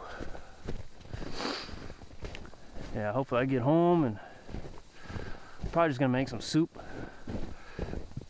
I would like to get a Little Caesars pizza, but I don't know. I might do it because it's not Thanksgiving, so I don't feel too bad about going where someone has to work. Ooh, I see them paw prints on here too, but there's a lot of footprints of people too, so a lot of people are walking their dogs.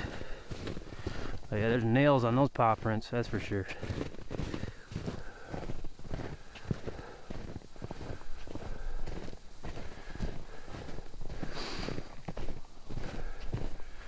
That's nice.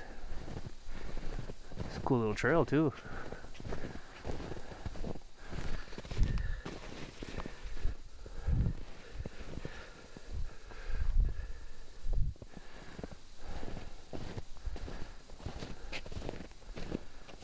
Now we're almost there. That's Norberg Lake over there.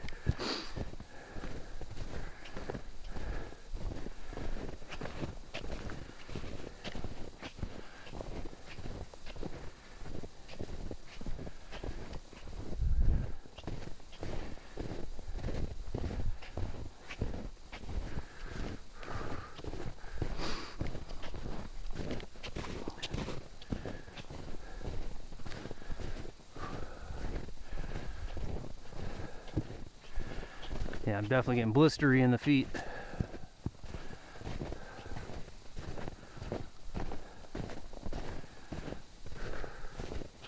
This was the perfect situation for these mucklucks though, really, with the snow.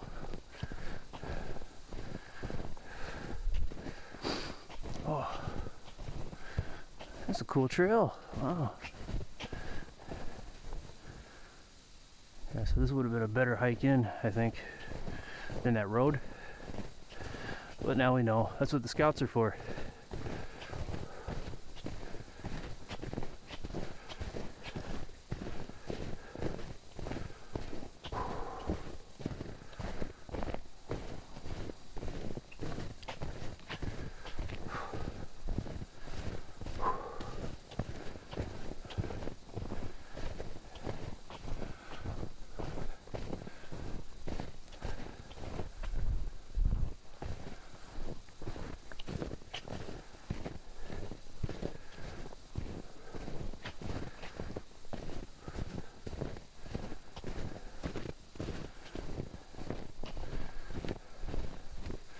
Oh, it's a nice little area here.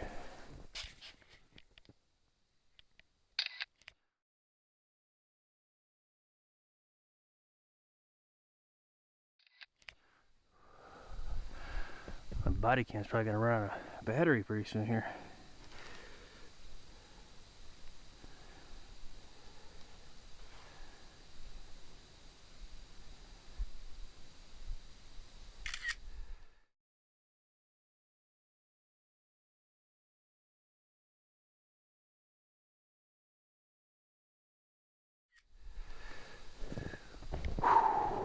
Okay.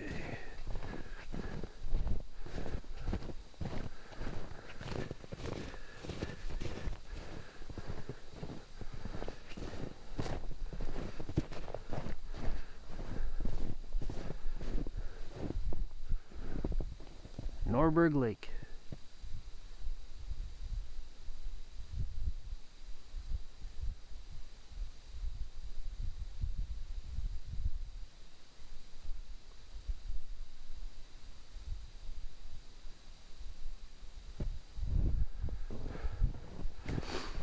Everything's starting to freeze up.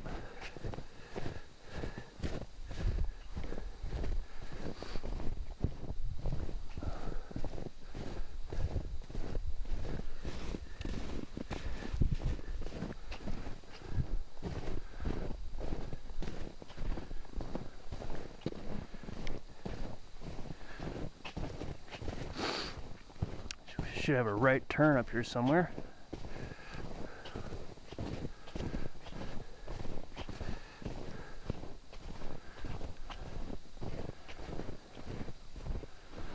And this looks pretty daunting, so I'm not too proud of this moment.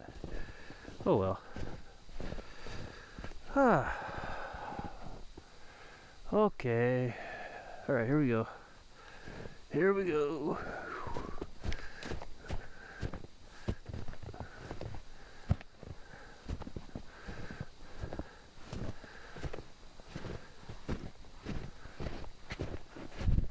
Doesn't feel too bad so far.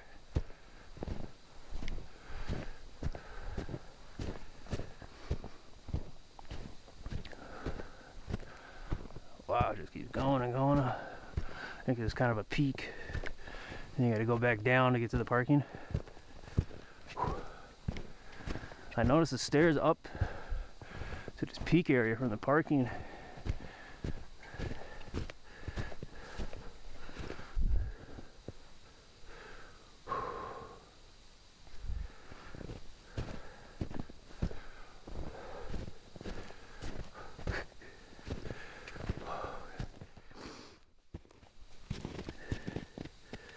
Whew.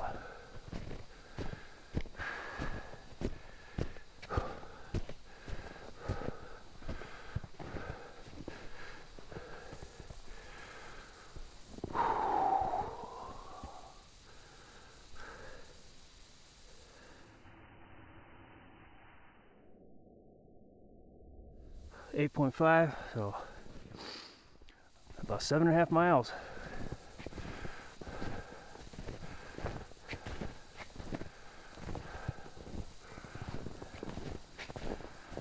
So about 8 when we're all said and done here. Ooh. And if you're only camping at one of these backpack sites, you're only going to do a fraction of that hiking time. Best case scenario would probably be maybe 2 miles, 2.5 miles, and longest case scenario might be 4 miles. I'm just guessing off the top of my head, but I'm a little tired. So we're approaching the parking area up here, so I'm going to put a bow on it. I'll probably show the footage of the drive out as well. Put a nice cherry on top. But yeah, I hope this helped. If it did, let me know. I'd appreciate it. Hope you have good trips. Travel well in this life and the next. Unless you're a bad person. Take care.